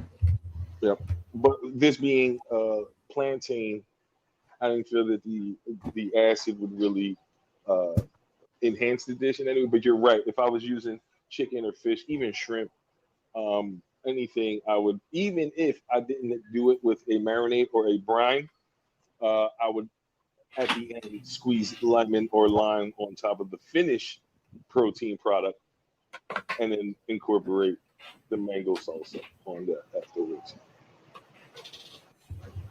No, indeed. In fact, I would say if you had a very light, delicate fish, fluke, flounder, yellowtail, anything really light and delicate, a white tuna. You could even make a ceviche with that. Shrimp, a raw scallop, a nice clam. You could do a ceviche, where you essentially denature and cook the proteins in an acid, lemon juice, lime juice, and then go over the top of the same treatment you're talking about. I think that would make a nice oil, right, to the seafood. Yes. Yes. If I add pineapple to it and make it a pino mango salsa, and then if you did some roasted slow cooked pork shoulder, and then make a taco out of that, chop up some of that pork, skin chicharron, and put that on there, and then pineapple plays as a good acid type flavor to go in with that. Also, it helps with that. Funny you say that. Pineapple really does bring acid to the party and sweetness, and it has those natural enzymes that do a good job at at tenderizing meat, especially meat with a lot of collagen and connective tissue, like a pork shoulder. So yeah, that'd be a perfect treatment for that. O'Shea Lennox hobbyist is in the building. What's up, big dog? How you making out, man? I ain't no big Salute, dog. sir. I'm just a little puppy up here with the big dog. I'm just You the guy, observing. man. Man, let me tell you. Sure. Let me tell you what. Yeah, my bad. How y'all doing? Hope y'all doing well and all that good stuff. How are you? Oh man, we're doing great, man. Thanks for joining us. Thank you. Thank you. Hey, Aaron, I never thought it'd be you to use a pretty face to get away with not having them bananas up in there. I never thought it. I never thought it. But anyway, look, I like that backdrop. As a matter of fact, I'm gonna tell you what I was thinking when I was thinking your first show. I was thinking if you had a big enough space, let's say a garage or something, and you could build out y'all a nice little wooden rustic little kitchen set up in it, that would be absolutely beautiful. You have a garage, so And now look, y'all have a rustic little thing with nature as your backdrop. That's beautiful. Yeah, appreciate it, man. I mean, Go ahead. No, so we got a lot of options. We're just playing with things, taking a look at, and it's good. I mean, I appreciate your input and response. When we do production meetings, we definitely take those kind of things into account. So that gives us a lot to work with. I really appreciate it. But you're going to see it change and grow, as we continue. I understand that. Like I said last time, you learn a little, you do a little. You Right. learn a little, you do a little more. A little more. Yep. And you just keep it going until it finally fleshes itself out, if you will. That's right. That's how you do it. That's the plan. Y'all know this other than Gordon Ramsay? I think I'm saying his name right. This is about one of the only other shows. Well, let me take that back. Gordon Ramsay. And what's that Hispanic lady name? Cute little lady. She's a cook. She cooks too. Anyway, y'all the only cook show that I really have enjoyed. Wow. Oh wow. Oh man, I appreciate that, man. Wow. Thank you. Thank you so much. And that's some big. And let me tell you what, when you talking about Gordon Ramsay, a top tier chef, and then comparing to y'all, and I'm enjoying both of y'all. Hey, that's a lot. Thank you. Yeah, it is. Thank you. Being mentioned in the same sentence as Gordon Ramsay that's flattering. I mean, that's humbling and flattering, man. Wow. I'm taken aback, man. Wow, thank you. Yeah, they got multi-million-dollar setups. I mean, the production alone. You know what I mean? We're working on. You know what I mean? If we had access to that, we might even be better than them. No, I'm not going to say that. Now, here it is. You're starting off exactly as you need to start off to learn Right. the pitfalls and all the little small things that otherwise you would miss if you would just be offered that $1 million setup like you had. If you were to be offered that right now, you probably it probably go so bad it would be discouraging because there's a whole bunch of stuff that you would have to learn in the meanwhile. This You is would have true. to learn it.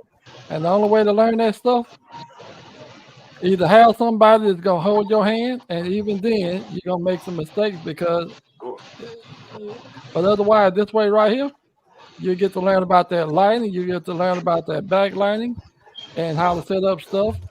And whatever was to go wrong with anything, you can instantly know how to improvise because you done been through this before. That's true. Exactly. That's exactly how you learn and execute. Yeah. That's why you experience is the best teacher. Go through the trenches. You learn a little, you do a little. You learn a little more, you do a little more. And you keep it going. And then create little adjustments here and there along the way. That's how that happens. Baby steps. Indeed. And y'all know something about the backdrop, how it's getting to look even better right now? Yeah. Losing the light, Yeah, that's because of the brightest light is going down. Right. So that light that spotlight that you're using is illuminating. It's only getting brighter. Yep. Yeah, the foreground is definitely. And that's perfect with lighting. Like right, the lighting right there is what is perfect for that location right now. Yeah. Dusk. Oh yeah. I'll tell you what.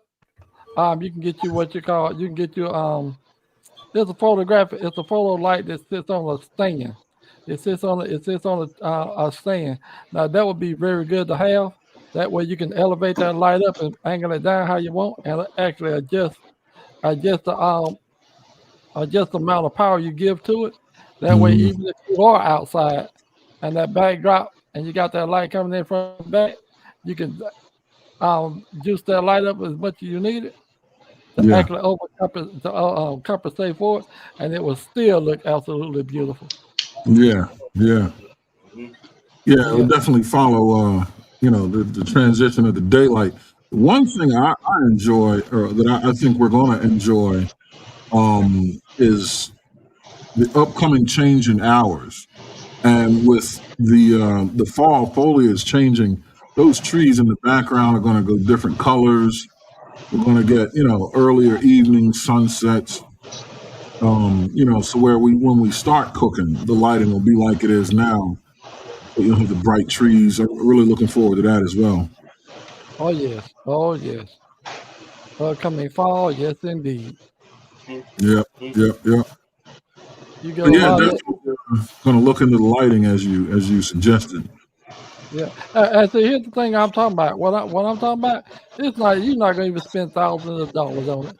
The light. Oh yeah.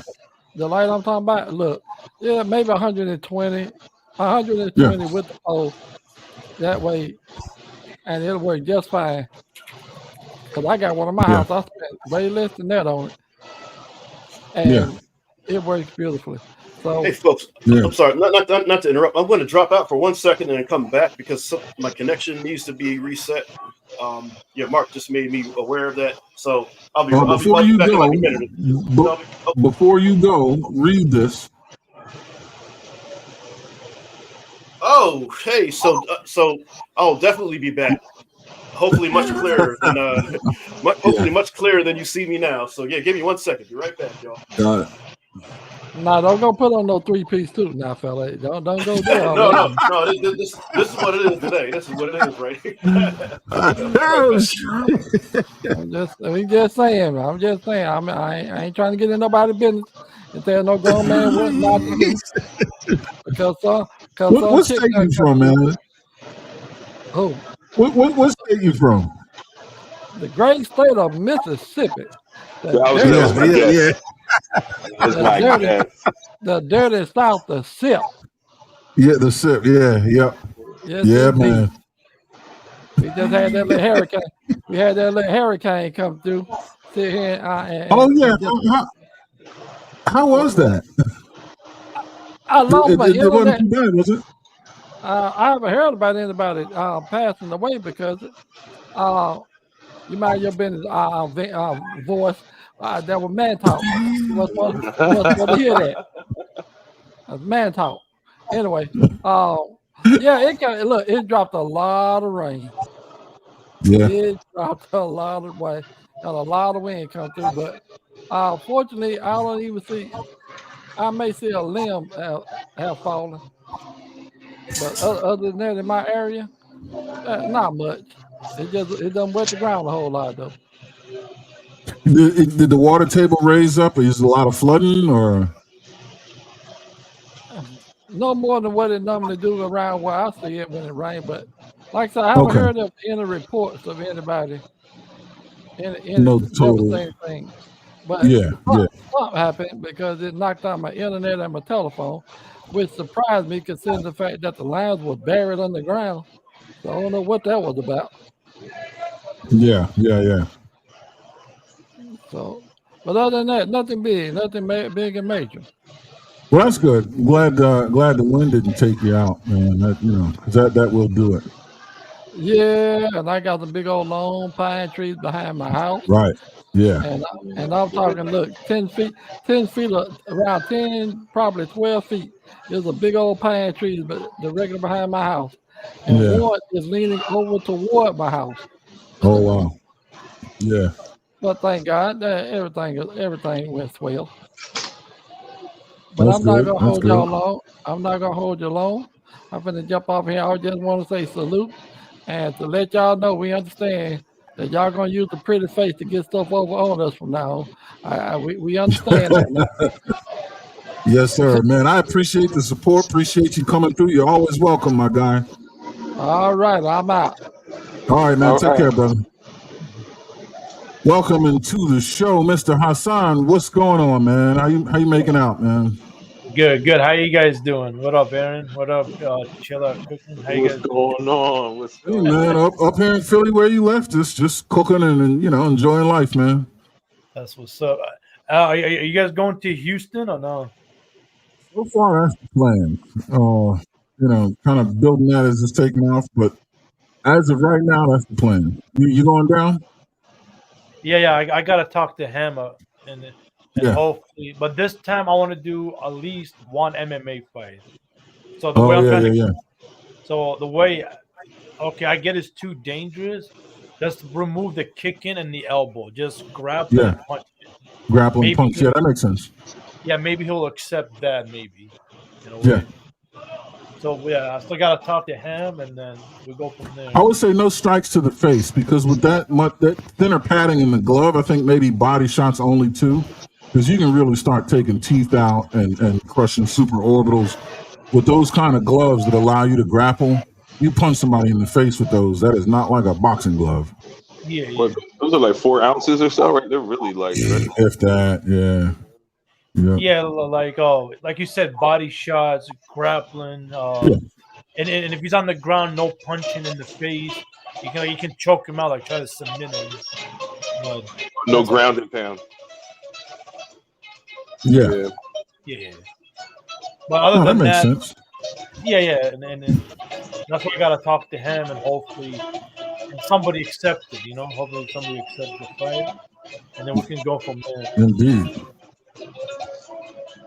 Sugar Bum in the building. To answer your question, I made a zucchini apple bread. The primary ingredient is zucchini, but just a nice fall sweet bread. It kind of reads like a banana bread or an apple bread, but I use zucchini, sneak some vegetables in on the kid. My wife here, she made a no banana pudding with Chessmen Cookies. Believe me, it is the best. Hold on, I think we're getting.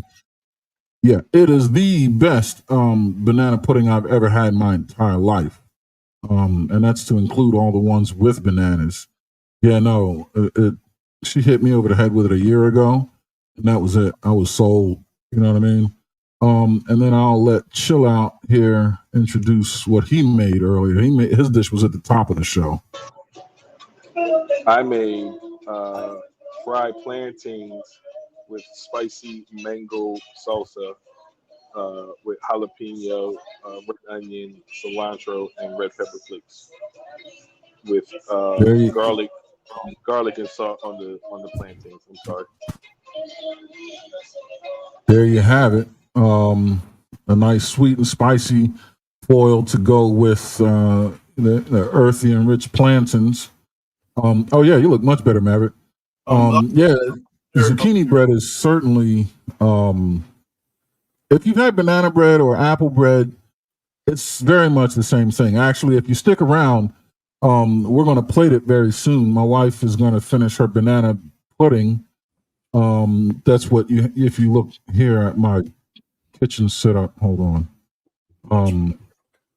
We're going to go here and finish plating that. So stick around. What were you saying, Maverick? Oh, no, I'm just checking my connectivity and everything like that. No, man, you look and sound. Oh yeah, like $1 million, like $1 million. Great. Excellent. Yeah, actually, yeah, technology has not been my friend these past couple of days. Anyway.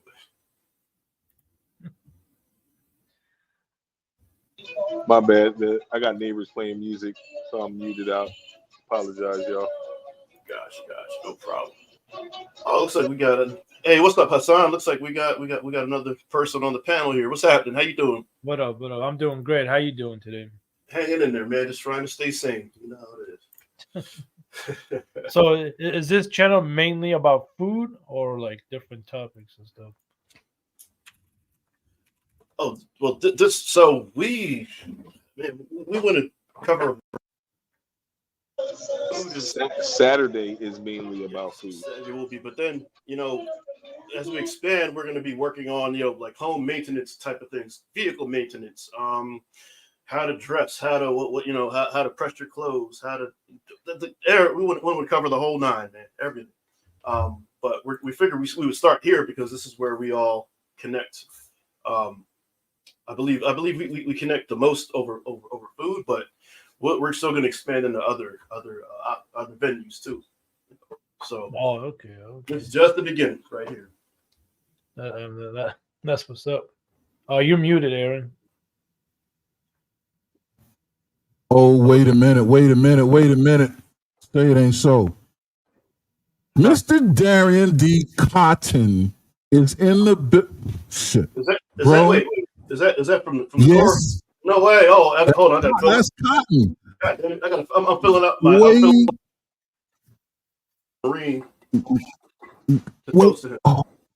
I'm so excited. Yo, chill. I haven't seen this man since 2 years before you and I met. Hold on. Wait. Bring him up. Yeah. Man. I'm saving my glass. Cheers to that. Should I go pour a glass or something? Yeah. Hold on. All right. Mic and camera on mute. I'm gonna go pour a glass or something.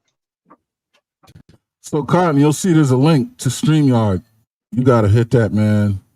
If you're not, if you don't mind being seen on the camera, you gotta hit the link, bro. I haven't seen this guy. So, ladies and gentlemen, this gentleman, we served in the decorated 3rd Battalion 8th Marines for 4 years. We were pretty much side by side for the entire experience, beginning to end.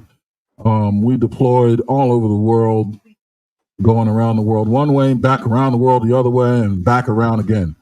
I mean, if I wrote a book and he wrote a book, it would be identical. I mean, it would word for word. Was that back in the 80s you guys served? Or the No, this is from 2001 to 2005. Yep. And here he is. I'm about to add him to the stage. Shit, what's going on? Don't do this to me now. Oh, here we go. What's good? What's up, man? Damn. Semper How y'all doing, fellas? How y'all doing, That's fellas? my guy. Yeah, y'all What's see up, it? man? Oh no! Oh, yeah, y'all see it? Hell no! Y'all see it? Oh, that fucked it all. No. Put What do you him in do? the bathroom. Y'all Get him see out of it, here. man. Y'all see it? I'm representing. I know there's some Philly folks out there, but I love y'all too, though. But you know, I got to, rep my thing, man, with my boys, man. Hey, you know what? As long as you're from the area and you have reason, I respect that, man. But wait, so you remember it was me, Kim, and Cotton, right? We were the Three Musketeers. We were the fire team, right? Right. You can make a movie about us, right? This guy, me, and Kim. You remember Kim? He was from the DMV area. He was from Arlington, Virginia. Guess what his fucking team was? Redskins, man. Yeah. So imagine the wars between the three of us. An Eagles fan, a Dallas fan, and a Redskins fan that are a fucking fire team all together. Best friends circumnavigating the world. And but on game day, boy, did we hate each other. Yeah. Yeah, it was great times, man. That was good times. Oh man, good to see you, man. It's been shit. It's been since. You know what I mean? Damn. You look the same. Yeah. I'm just guy, just a little rough right now, but I'm doing y'all see me, I'm doing some cleaning right now, just listening to y'all guys, man, for real. Yeah, I'm out of regs too, man. Oh, same. Yeah. Same. Aren't we all? Yeah. That's Well, it's all good. That's what I'm saying. I'm just in the middle of cleaning, man. I'm just listening to y'all talk about food. I'm like, banana pudding. Hey, that's what I'm talking about. That's one of my favorite desserts. Yeah. So, babe, this is Darian Cotton. Him. So Cotton and Kim. You remember Kim, right? Yeah, that was like me, Chill, and Jesse of the Marine Corps. Yeah. She's gonna go out here and put the rest of this this banana pudding together. But just to answer Hassan's question, and now D, let you know what's going on with this channel. It's the War Report. We created it as a channel that was born of kind of what you'd call a black manosphere, whatever the hell that is. But we decided that we wanted to kind of share our perspective and cover the culture war in America and in the West, and really kind of champion the black and brown community back to greatness, right? Because especially from the man's perspective, because our image was taken out of our hands and pretty much tarnished to hell. And that's not who we are. You know what I mean? We're a community of professionals. We're a community of gentlemen. We're a community of husbands and fathers. And you guys know who we are because you guys are members of this fucking community. And I want our story to be told the way we live it, not the way they want it to be told. So we created this channel, myself and the other two gentlemen you see here. And D, you just heard the explanation. Jesse, right? This is the guy I've known him since 6. You remember the stories. And Chill out here, I literally left you and then ran into him. But yeah, these three guys are pretty much my Kim and Cotton, from back home. And so we came together and made this channel. And one of the things that we've always enjoyed and we're very good at is cooking. So to stimulate healthy eating, economic eating, delicious eating, fun eating, and to show that men can cook, that it's not a feminine thing that we just can't do, that we're actually good at it, and men should cook. We do this to try and teach anybody who's willing to learn. And we're also going to, start doing things with how to be a handyman. So many men aren't handy anymore. You yourself said you're cleaning, you know what I mean? Like, because that's really who we are, but the world will never tell you these things. You know what I'm saying? And you remember when we were back in the Corps. I mean, we would throw a car up on a lift, work on it in a minute. I mean, we would tear anything apart, work on anything, do anything. I mean, you know what it is. So, and nothing has changed. A lot of improvising. Exactly. So, and my buddy Charles here says, changing the narrative. No, changing and restoring the narrative to where it should be. So that's pretty much the purpose of the War Report, is to cover the war on culture in America and to report its change. and to take part in its change. So I'm really glad you're here. D, you don't know how much. Well, you're my brother. You know what it is. Welcome. Um, yeah, stick around, bro. I could definitely use your presence and help. Yeah, I mean, Oh you're part of my man, life, yeah, man. man, yeah, man. Thank y'all for having me, man. I'm a fan. You my brother. I support, man. You know what I'm saying? So I'd already subscribed to y'all channel, man. I've been subscribed. I just ain't had a chance to, hop on here and just listen. But like I said, I'm over here cleaning, just listen to you guys, man. And like I said, I cook myself. I ain't no professional cook. I don't think all of us is professional cook, but we can make something happen. You know what I'm saying? In the kitchen, or Absolutely. yeah, we can. It's just more to that. And like you said, man, it's grown men out here don't even know how to change a tire. So I mean, like anything, y'all can teach, man. That's great. That's awesome, man. That's wonderful. Especially this persona saying that most men can't cook anyway. But no, Right. yeah, it's some men that can cook better than some women out here. So hey, I'm one Listen. of them. You know what I'm saying? So Listen. hey, You got 4 or 5 yeah. of them up So here right now. Yep. yeah. Yes, sir. So I mean, any day I'll be like, hey, y'all want to cook off? We can do this now. You know what I'm Let's saying? We can do it. do this. Oh Cause man, my men push women. specialty, I'm from the South, so my specialty is barbecue. You know what I'm saying? I like to Barbecue. barbecue time to time, man. I'm Okay. probably Yep. not the best barbecue person, but I guarantee, man, I could sell a plate or two if I had Yeah. to. Oh No, man, indeed. okay. Indeed. Barbecue. We might need to do barbecuing on the show too next summer. We might need to focus on Yeah, a little bit of that. man, I'm down, man. That's I'm still down. Let me know when you're ready. the major thing I would say: do not bring aluminum foil anywhere near the grill. Don't bring leave it in the kitchen. Leave aluminum foil in the kitchen. That's the one thing about barbecuing. First thing, they take aluminum foil and cover the truck. Like, why would you do that? Why would you do that? Oh no. Speaking of ladies cooking, my wife is getting set up here. She's getting ready to finish with this no banana pudding. So I'm going to add her to the stage. But you gentlemen, feel free to stick around, man. I mean, if you guys are busy, whatever, stick around. We're just going to talk this out. Who the hell's calling me and why? Nobody, not now. Then all this food talk getting me hungry. I know. That's why I jumped on here, man. I was like, what? Banana pudding? Well, hold on, man. Come on now. Well, I'm glad y'all said that because you know that me and Aaron can cater any one of your events. You just email us at the War Report email Oh address. yeah. We own the catering company. Yep. So here you go, babe. You're gonna need the microphone. If you like it Yeah. or love it, Here, let send us. me get my wife mic'd up here so she can narrate the rest.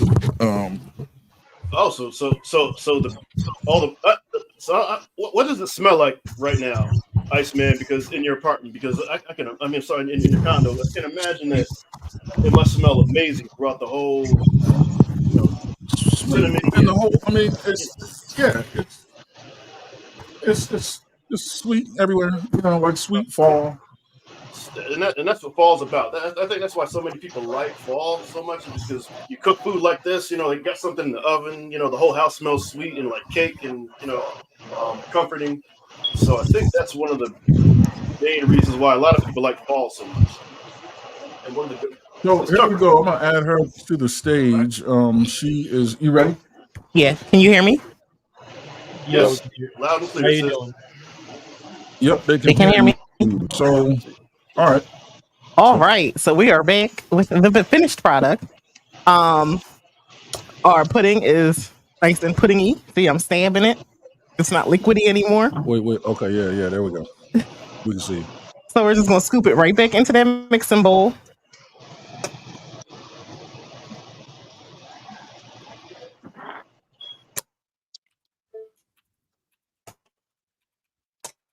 No, camera's freezing. Yeah.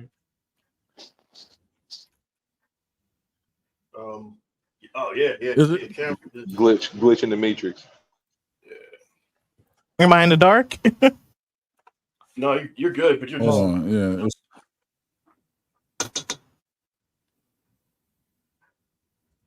Yes, it is. It's the. Can they see me? Well, yeah, Aaron's handling that now. That's Wi-Fi dropping in and out. That's what it is. Wait, so Aaron, are you like a professional chef? 67%. He is. Yeah, he was trained, and he's a professionally trained chef. But I'll let them take it from there. Oh, okay. That's what's up. Oh, you gotta. Yeah, hold on. But so one of the things he used his GI Bill for was to go to culinary school. Oh, okay. If I'm not mistaken, he had he started off at the Chestnut Street Culinary School we have in Philly. Then he moved on to the Art Institute, if I'm not mistaken. Like I said, he's gonna have to come back and correct me if I'm wrong, and finish his degree from there. But here he is to explain himself. Yeah, I started at the Art Institute, their culinary arts program, and I finished at the restaurant school at Walnut Hill College, which is, I would say, number 3 behind CIA, Culinary Institute of America, and Le Cordon Bleu. Le Cordon Bleu, I would say, is number 1. CIA is number 2. TRS is number 3. Think of it as Harvard, Yale, and Princeton of the culinary arts schools. Pardon me while I get this camera back up. It decided to go to sleep on us because we weren't using it. My bad. Maverick, are you in the military as well or no? I was. I'm a former Marine myself. Okay, that's what's up. Salute. Funny thing, I was stationed 45 minutes away. Well, my duty station was 45 minutes away from Iceman. And just crazy how that works because, in the Corps, you go in, you go through recruit training, and you have a certain MOS, and you get trained for your MOS, then you get put to whatever duty station that you may be needed at the time. And somehow, some way, I ended up at Cherry Point, North Carolina. He ended up at Camp Lejeune, North Carolina, which is Cherry Point is and I'll finish the story. Let Sis do her thing. But Cherry Point is the main air base on the East Coast for the Marine Corps. And then Camp Lejeune is the main infantry base on the East Coast for the Marine Corps. So somehow we ended up 45 minutes from each other. And we were able to, go back and forth and chill and see each other, even throughout our military career for a couple of years. So that was good. So I'm going to go ahead and leave the floor for Sis here. It looks like she's ready to roll. All right. Yep, you got it, babe. All right. You guys can see me good? Yeah. Wait. All right. Can you hear her? Yeah, I can hear her good. Yeah. Okay. How you doing? Okay. All right. We're good? Yep. Yeah. All right. So we took the pudding out the container, we put it back in the bowl that we mixed it in. We have our homemade whipped cream and cream cheese that we made. We're folding it all in together. So most banana puddings is like a layer. It's pudding, then cookies, then whipped cream, and, rinse and repeat. They do it over and over. I incorporate everything together. So, gonna stir up our pudding and our whipped cream mixture together.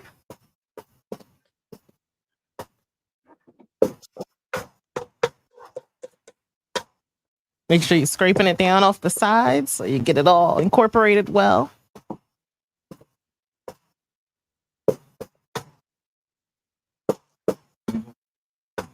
No.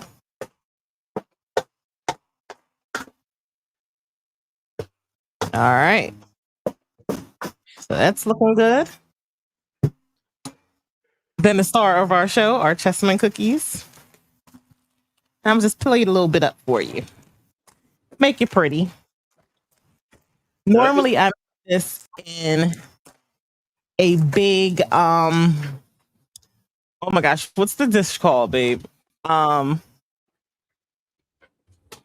can't think of the name of the dish. It's a big bowl, glass bowl, that I usually put it in. But we're gonna make a single serving for this purpose, so you guys can see it. So we're gonna just crumble up a little bit of the Chessmen cookies. They can make a little crust on the bottom. Hey sis, could you move the cookie? Could you? I'm sure not gonna. Can. Let's get this out the way. almost phrased it a certain way that would sound inappropriate, but I caught myself. There you go. All right, get that out the way. All right. Then we'll just spoon in some of our mixture.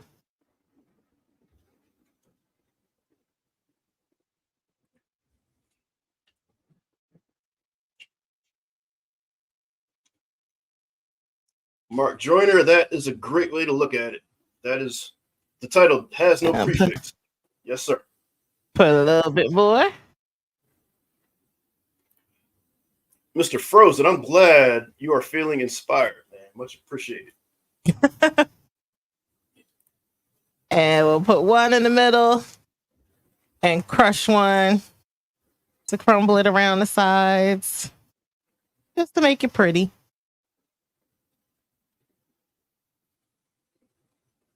And that's that. And you can enjoy banana pudding. Give it a close up. Yeah, I'm gonna bring it close. So, can you guys see that? Am I in the frame? Yeah, you're good. All right. Oh, there it is in a nice little glass. I need a bowl. Can you put that in the freezer for me for when I come, and make sure you wrap it in plastic and take the air out. All right, so I need the mixing bowl. let's Oh, Mr. Mark Jones. You need the mixing bowl. I wish. I'm about to drive an hour just to go get that myself right now.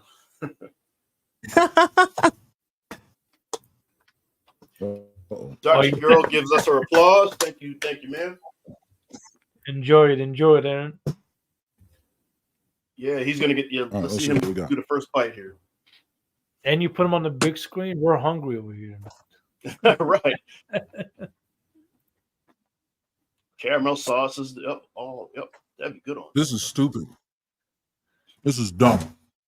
Ariel, come here. Oh, she's gonna love it. Well, she doesn't like pudding, but let's see. You want to try this? I think Frozen described it perfectly. He says restaurant quality, 100%. And then, Mark says you win, Aaron. Flawless victory. What do you think? The girl doesn't like pudding and she likes it. That's insane. Right. Good. I'm glad you like it. And that's it for me. Yeah.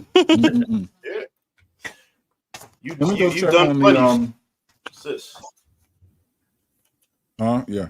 Let me go check on the zucchini bread. It should almost be done. I was checking on it while I was in the kitchen. Yes. No. No, I have to put the rest of this together. Stupid. Here, Aaron, help me carry this stuff in. I'm really about to jump in the car after the show's done and drive up. Yeah. Hey, Maverick, come pick me up. Hey, you know what? I'll do around the world, man. Might as well. And while I'm in your part, I want to stop at the Ducky Freddie and Tony's though before we come up. Get the savory, and then we go up for the banana pudding afterwards. Oh, I got the plantains. Oh, you already got the plantains, right? Yeah. So Dottie Girl says Aaron is speechless, which from the way she makes desserts, I've never had her banana pudding before, but I'm pretty sure she put her foot in it. And you guys saw it right here being made from scratch. So yeah,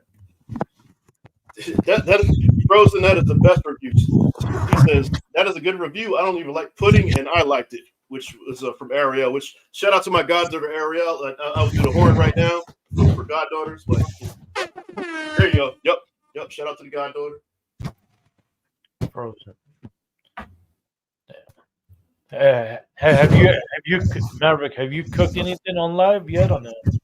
I have no. You know what? I have not cooked anything on live because the thing is, I can cook, and I think I can navigate pretty well in the kitchen. But my navigation in the kitchen compared to Iceman and Mr. Chill Out's navigation, like they need to be on the camera doing that. I mean, I'll show pictures. What I'm going to start doing on the Instagram page and I guess the Discord is putting what I do on there. But as far as operations, like they're much better at doing that on camera than I would be. I would be way too scatterbrained and taking my That time. man can cook his ass off. Don't listen to anything he's telling you.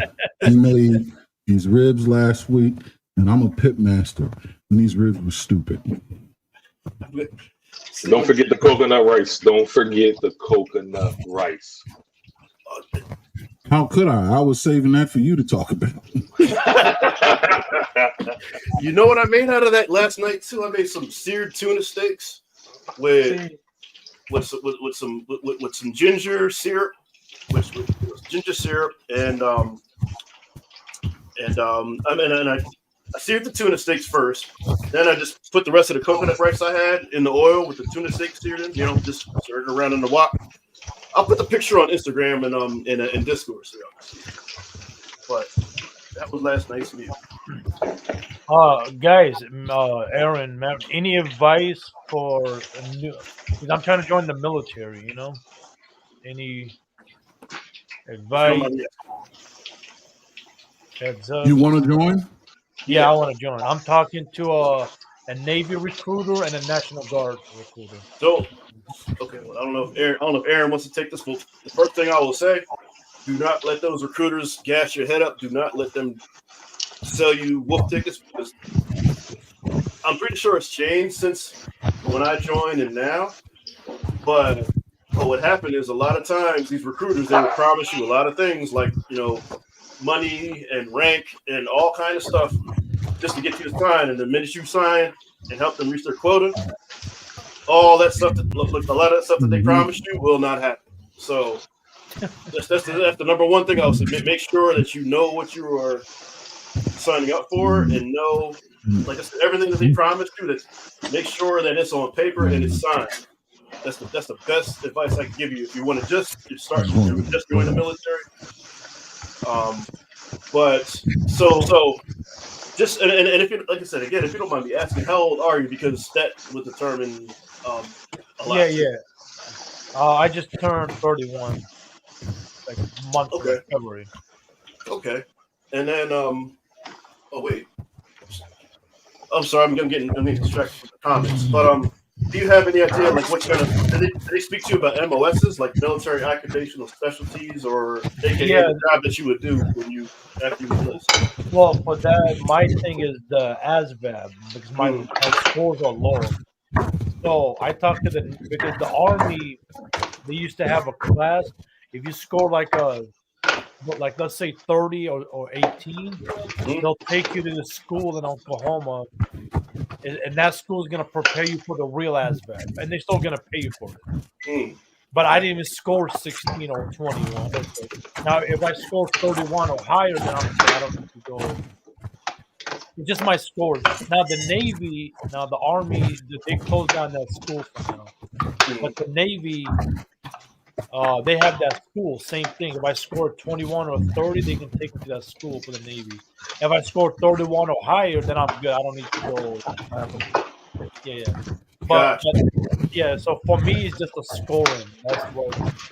What is that in the background?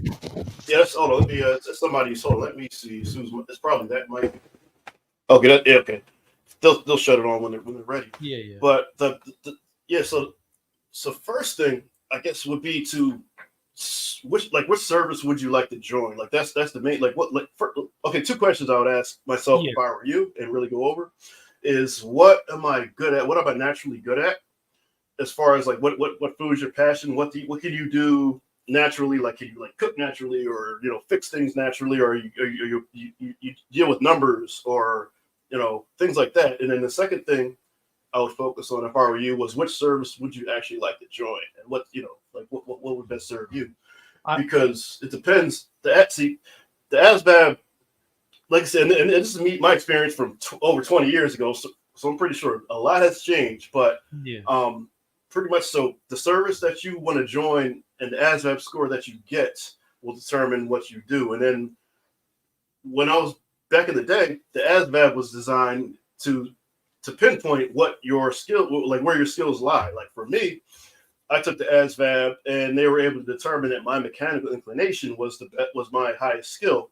So that's how I ended up in the aviation industry and fixing Harriers, fixing jets, because my mechanical aptitude was high. But then there's others who take the ASVAB and they might point them more towards like logistical operations, or some score to whereas they're better at maybe going to OCS, becoming an officer, and then determining lead in more of a leadership role, like a command leadership role. So it just depends on what you want to do. Is Damn, back then was a lot easier because now it's changed. You got to at least score a 31 or higher, depends what job. But for me, I really want to join the Air Force, but they're too damn picky. So they're like that. So don't shoot me, Marines. Don't shoot me. On this. But I did first when I first went to the recruiter's office. I walked into the Air Force's office first because I liked aircraft. I wanted to work on planes. So, and coming out of high school, I'm like, all right, well, I want to be a pilot. So I walk in there. I'm like, hey, a 17-year-old walking into an office. Hey, man, I want to be a pilot. And then they explained to me, well, it doesn't work like that. First you have to go through OCS school and all this, that, and the other. And then, so I actually didn't do the Air Force. And then the Marines, they called me, and then I had influence from Aaron's uncle, which we'll discuss him. Like Gunny, long story short, enlisted Marine, Master Gunnery Sergeant, which is the highest enlisted rank that you could get. Parallel to Sergeant Major. But I ran into him. He motivated me too, along with a couple of the influences, and that's how I went to the Corps. And their ASVAB score is not as high as the Air Force's. Like you have to score really high on the ASVAB to join them. But I mean, like I said, for you, I would just determine like what you want to do and which service you want to join. You know what I mean? That's the main two things that I would pin down if I were you. Yeah. So since I found out I couldn't join the Air Force, so my attention now is on the Navy. I'm talking to this recruiter. Like I told you, if I score a 21 or a 30, they'll take me to the school, get me prepared for there's a 3-month process, but I get paid for it though. Mm-hmm. And but if I score 31 or higher, then I'm good. I don't need to go to that schooling or whatever. But yeah, right now the way it looks like is like the Navy most likely. And all that is so that school that's before you go to boot camp. Yeah, way before. That's if I score as 21 or 30. Oh wow, okay. And then so when I didn't know that. So that's like I never paid attention to any of that. I never knew that existed. Yeah, because the Army used to have that schooling, but they right now is shut down until they're reopening. From what I remember, the Army's ASVABs were the lowest from what I remember, and then like I believe it was the Army, Marine Corps, Navy, and Air Force. If that was back in the day.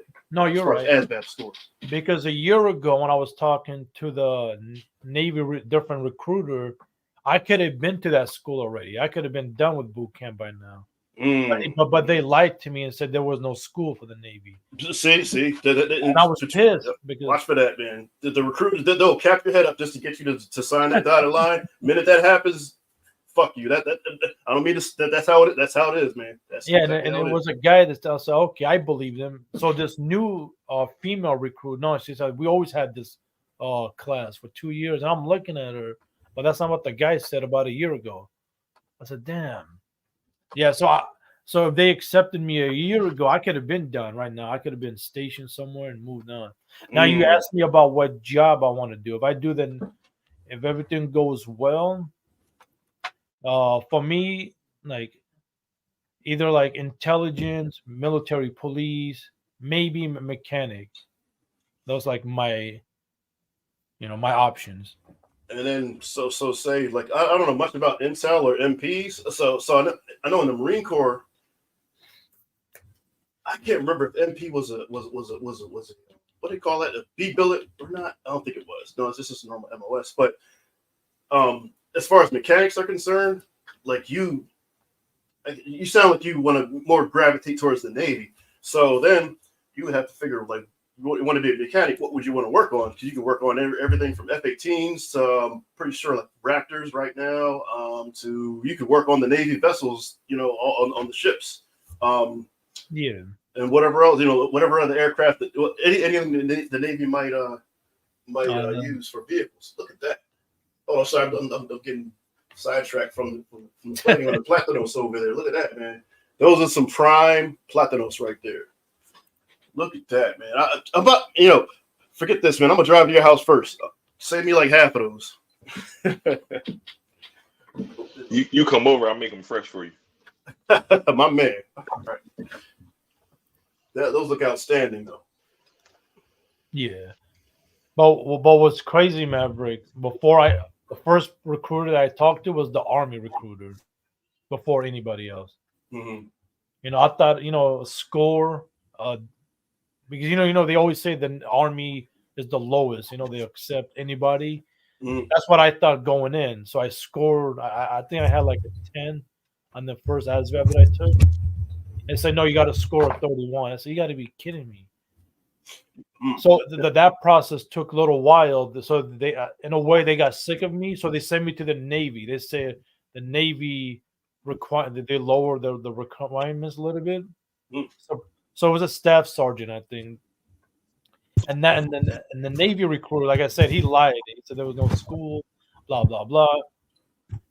And then I said, you know what, screw it, I'm done with it. So a year later, I went back. And they said, but this time I talked to 3 different recruiters. You know what I'm saying? Yeah. Like with that, it's unfortunate. Like I've never done time as a recruiter, but I've just heard so many stories about, hell, it even happened to me. I was promised to be E2 once after I graduated boot camp. Yeah, because one of the things back in the day was if you sign up before you go to boot camp and then you get 2 other people to sign up, you automatically get promoted to E2 upon graduating boot camp. Yeah. I got 2 people to join after me, and lo and behold, I'm about to go leave boot camp, and I don't have any stripes. So I still don't have no stripes on my shoulder. I'm still leaving as a private. And so many different stories like that.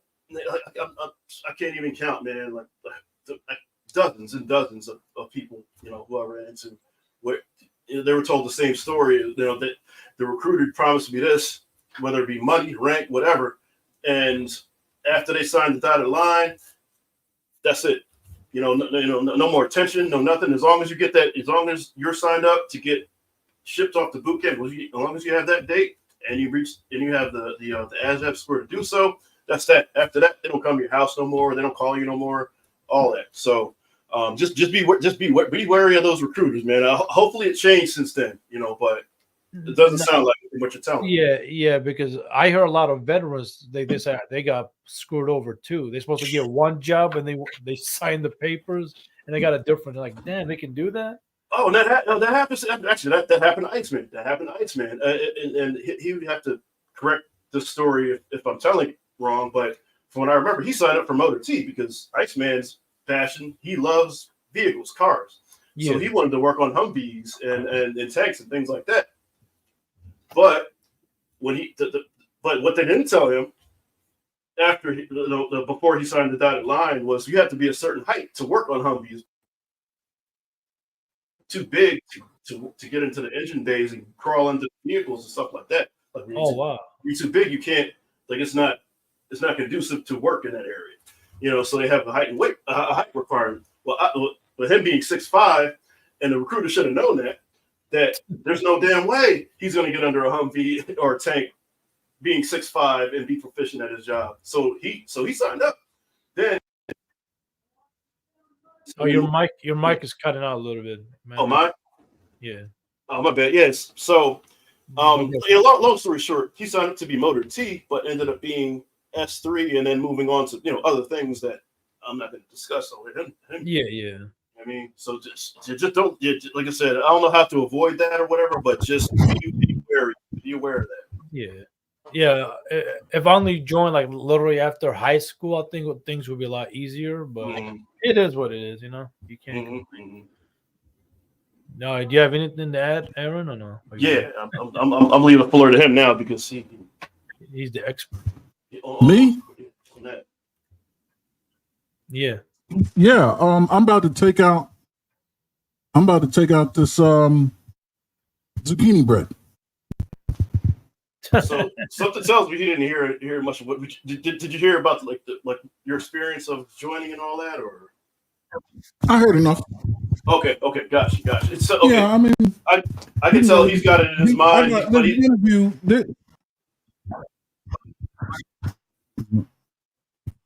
Huh?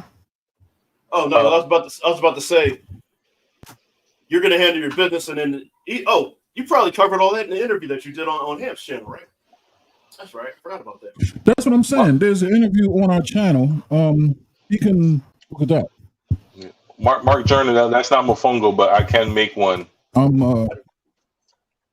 put the link to that interview in the chat right now. Let me look for that. Right, I'm gonna put that right now. So you're gonna make mofongo. Yeah. Hassan, check out his interview, and he breaks all that down better than right now. Yeah. Mark asked in the chat, was that mofongo at Chill Out Mofongo? No, they were fried plantains with mango salsa. But I can make mofongo, and I can do one with. I turn the chicken skin into crisp, like what's the word for that? It's chicharrón in Spanish. Why do I not know what it is in English right now? But make that crispy, and then I do like a chicken mofongo. I can get down with that and show you the recipe. Like a pork pork rinds, but fried chicken skin, pretty much. Yep. Pork rind. Yeah, but chicken rind. It's chicken rind, I guess, for the purposes of the show right now. It's chicken rind.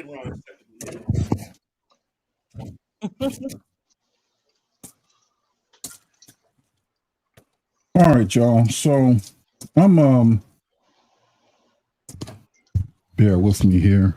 I'm gonna finish up. We're gonna plate this Can you guys hear him? Yes. Yeah, we can hear him. Can they hear me?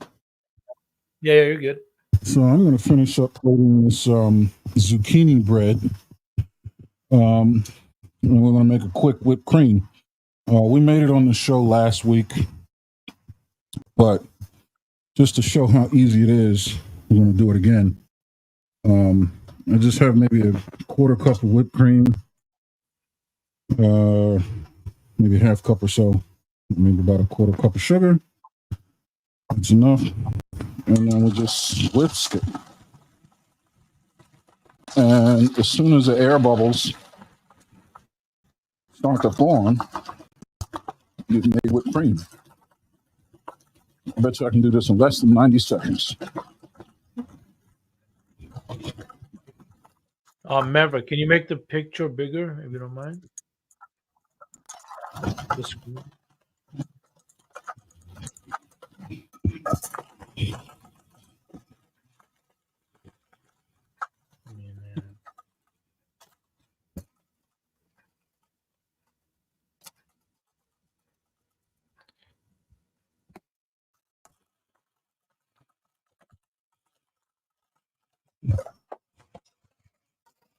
Uh-oh, got a little on me. That was the clock. The one thing about making this is it kind of gets everywhere. Cooking's not, you got to get messy during cooking, man. You know, some of the best things in life, you have to. As you can see, it's getting thick already. Can you see? Yep.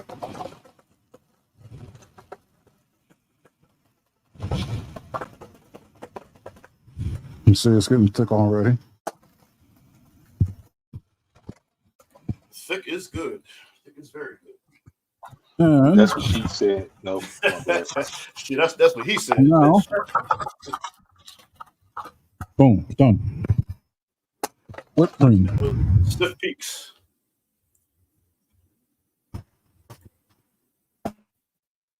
So, take our bread, turn it out. Oh, babe, can you grab me a spoon? What kind of spoon? A big spoon? Yeah, big spoon. I can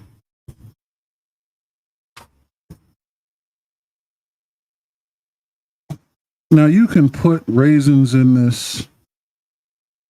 You can put pecans. You can put walnuts. Whatever you want. This is just the basic.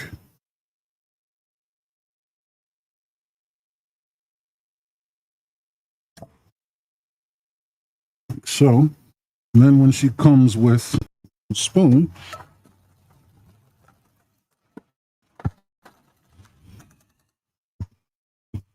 thank you.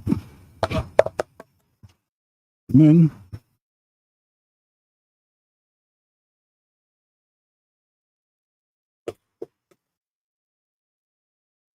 whipped cream.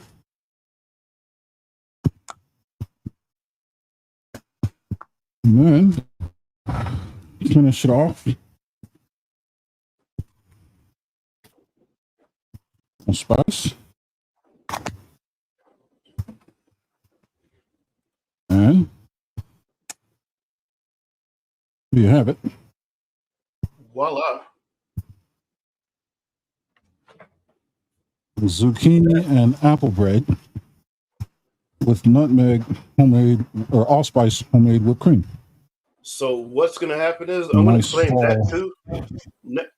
Next to the banana pudding that was just there in the freezer, you got to wrap that up and put that next to the banana pudding for when I come over, because I got to have that too. Man, that looks amazing. You have a dish?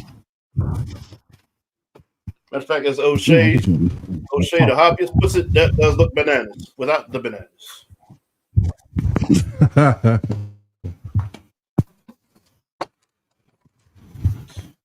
Frozen says sold in stores near you. He said it as a question, but I say it as a statement. It's sold in stores near you. Look at that. So now, what we're going to do is plate one up for the missus.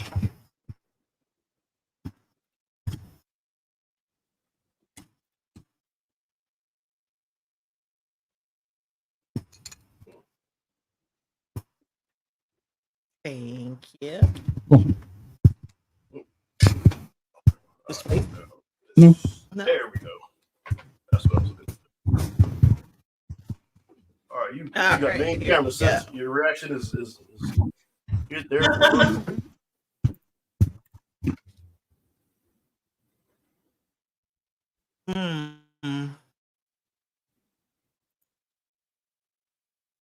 Mm-hmm. That is delicious. And it's still warm, which makes it even better. Oh, Bananas. Can y'all hear her? Looks great. Mm-hmm. Yes, we can hear. Yep. Yeah, she needs a moment. She needs a moment. She needs a moment alone. Yeah. That was the reaction. That was the reaction to caramel from last week, and the no-bake cheesecake had on certain individuals. Yeah, that was the exact reaction. Mm-hmm. Frozen Road. This is torture. Yeah. Yeah, you just Yeah, that's great. It's torture. That's why I keep saying, like, after this is over, like, they're gonna see me.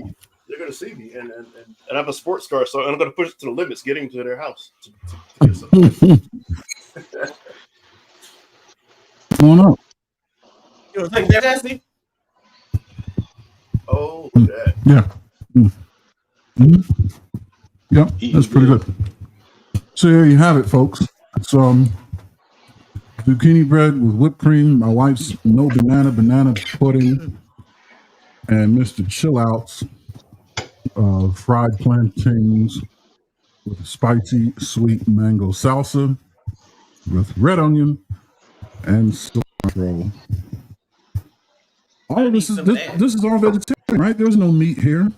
Can't call it vegan because there's eggs and cream, but at least it's vegetarian. Right. Lots of vegetables and everything except that banana pudding. But there's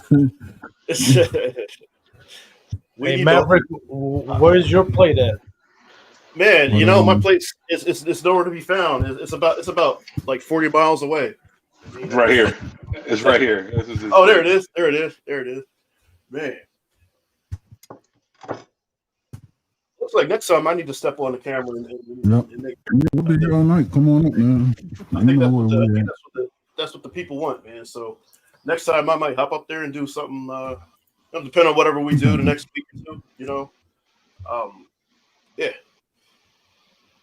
And I also want to be present for what's going on at there because that looks amazing. It's torturous, like Mr. Frozen said. Yep.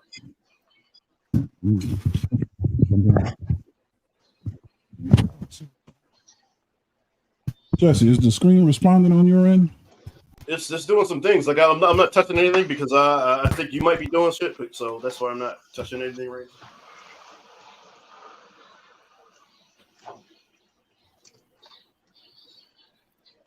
But I see, like, say, producer's chair.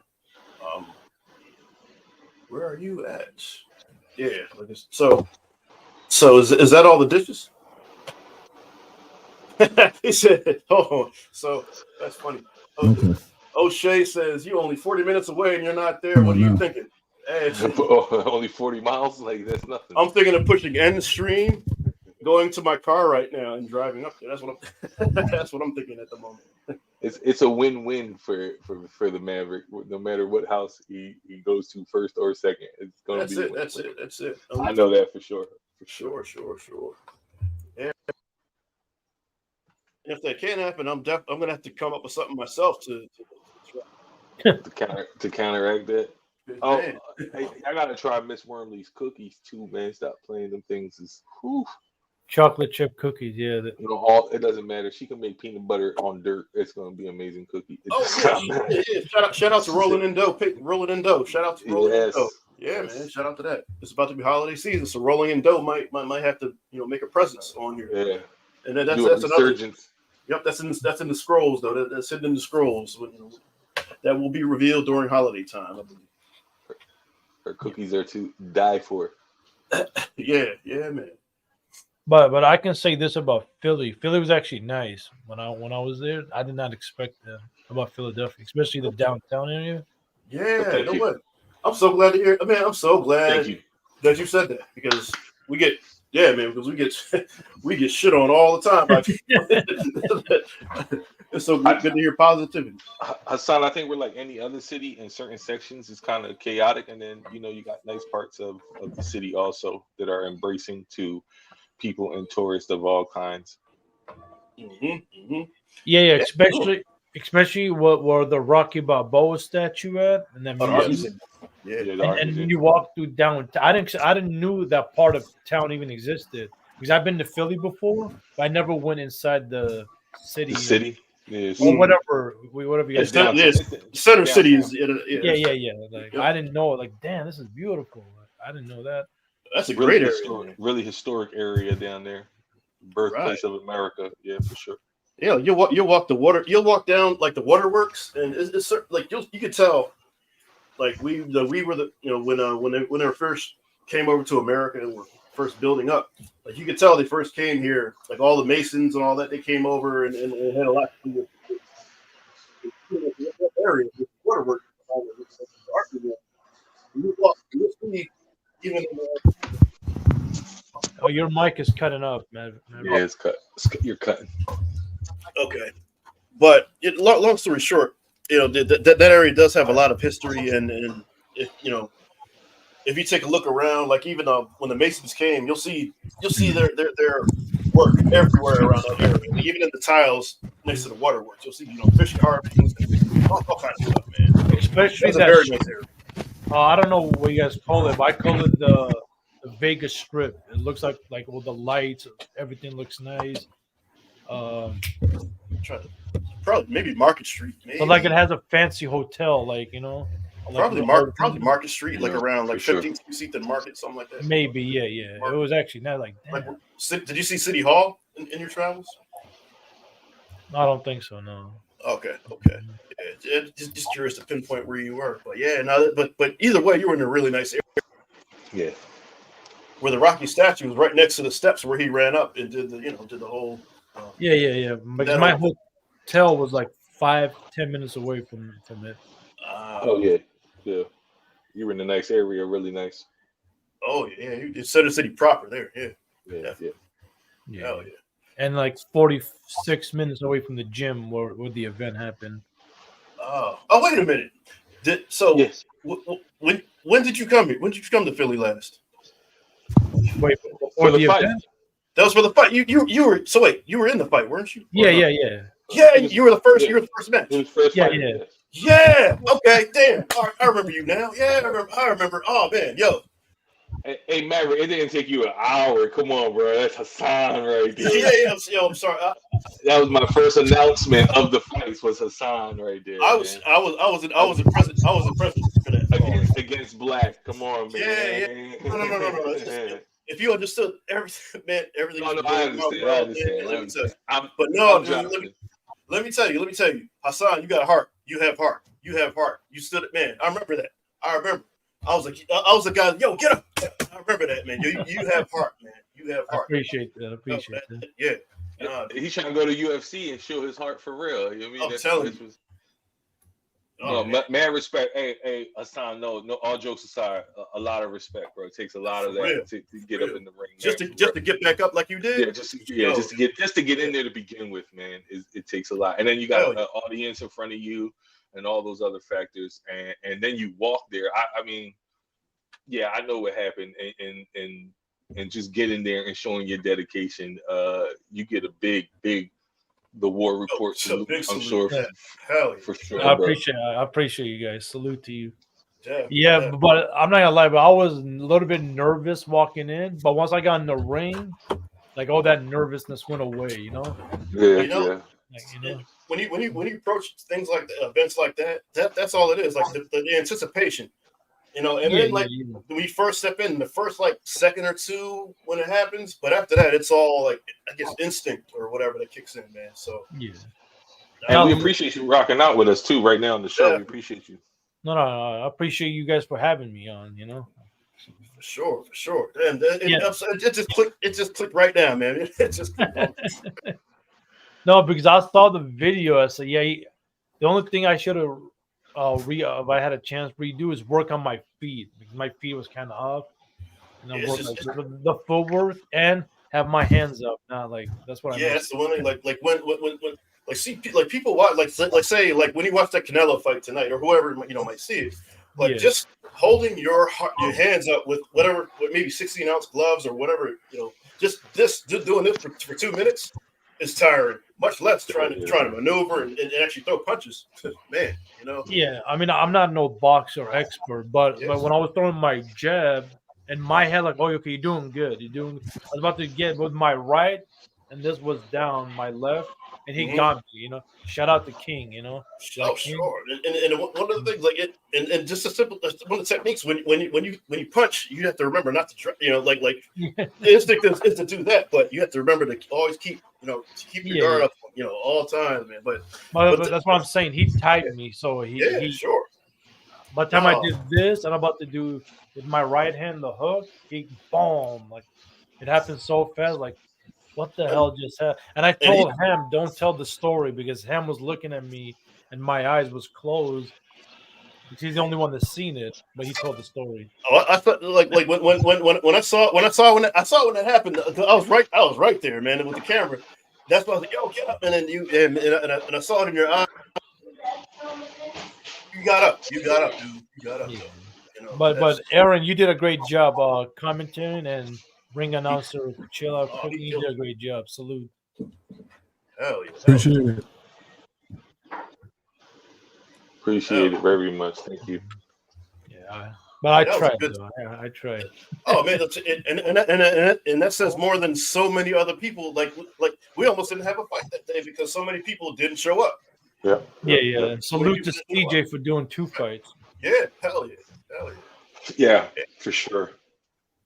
Shout out to PJ for being a team player and Mr. Fantastic. All the fighters, man. Yeah, fantastic. Yeah, all of everybody who showed up in the ring, man. Salute to them, man. Well, the thing with my bad. But the thing with Fantastic, his opponents changed like 4 or 5 times. I heard. Yeah, correct, because they were bitching up. That's why. Yeah, I'm sorry, I don't mean to say it, but that's what it was. Because you can talk shit up like on these panels and everything. You talk shit and you this, that, and the other. But when it's time to actually go lace up, step into the ring, you saw not many people showed. So that says a lot. Hey, I got a question, Aaron. Did you receive the photos that we took outside the gym after the fight? I got No. Where are those, man? I remember that. Yeah, where those? Who has them? Cheeky. Yeah, Cheeky took them. And then I might still have to share the photos that I had, man. Oh, your mic is muted, Maverick. I mean, cutting out. Oh, cutting out. You know what? Yes, I'm gonna work on this. First off, so it doesn't happen next time. But I don't know where we can pull all the pictures, but I have a bunch of pictures and video that I could send to wherever. But I would like those pictures we took at the end. I remember that. Oh, you have some? I have some. I don't have those, but I have the ones I took. Matter of fact, I'm gonna put the War Report's email in the chat, and if you could send whatever photos you have to our email, and I'll forward you what I have. Okay. But yeah, I'm gonna find that right now. But other than that, it was a nice experience. And this time, I heard there's like 5 fights happening in Houston. Mm-hmm. Yeah, 5. This is gonna be epic. Yeah, I think it's gonna be cool. It'll be a good time for sure. For sure. But for now, what time is it? 8:25. Yeah. Well, gents. It's about. Hold on. Let me post the email in the link, and then we can close out. But yeah, if you want to close out while I'm looking for it, man, go ahead. Do you? Well, the link tree has our email, no? That's on the channels page. If anybody wants to reach us via email, on our channel's homepage, there's a link tree link. Just open that up, and you'll see all our social media accounts as we continue to grow, including our Gmail link. Should be in there. So hit us up. But other than that, what you got, man? I just felt like I deal with so many emails that I have to copy and paste, even our War Report one, because I don't remember that. But it is okay. Okay, I got it now. Hold on. At gmail.com. There you go. Oh, it's up there. Oh shit. Okay, well, did it twice. All right. Yeah. Bang! That just happened. So there you have it. Hit us up. Emails there. Hit us up on the link tree. Stay tuned. We're still trying to put together our show schedule, so please bear with our lack of consistency. Trying to find a schedule that fits the content that we want to create, fits our personal lives, and fits, the watch opportunity for you guys. So bear with us. Stay tuned. Links to come. This Tuesday for sure, we will be doing our usual VIP lounge segment between Risky Uninterrupted and the Women's POV. Awesome. And then just to cut in real quick, O'Shea says another great show. Thank you, sir. Appreciate you. Salute. Indeed. It's been real. On behalf of myself and the First Lady, my partners in crime and brothers for life, Mr. Maverick, Mr. Chill Out. Hassan, good brother, thanks for joining us. Always a pleasure. Sure. Appreciate the support. And for all those in the chat and the replay gang, in the words of DJ Hamp, like, share, subscribe, tell a friend to tell a friend. Hit that like button. It helps the channel the most. Until next time, as we always like to say here at the War Report, if you don't go when you want to go, when you do go, you find you've gone. Gone. Time for us to go. Take care. Till next time.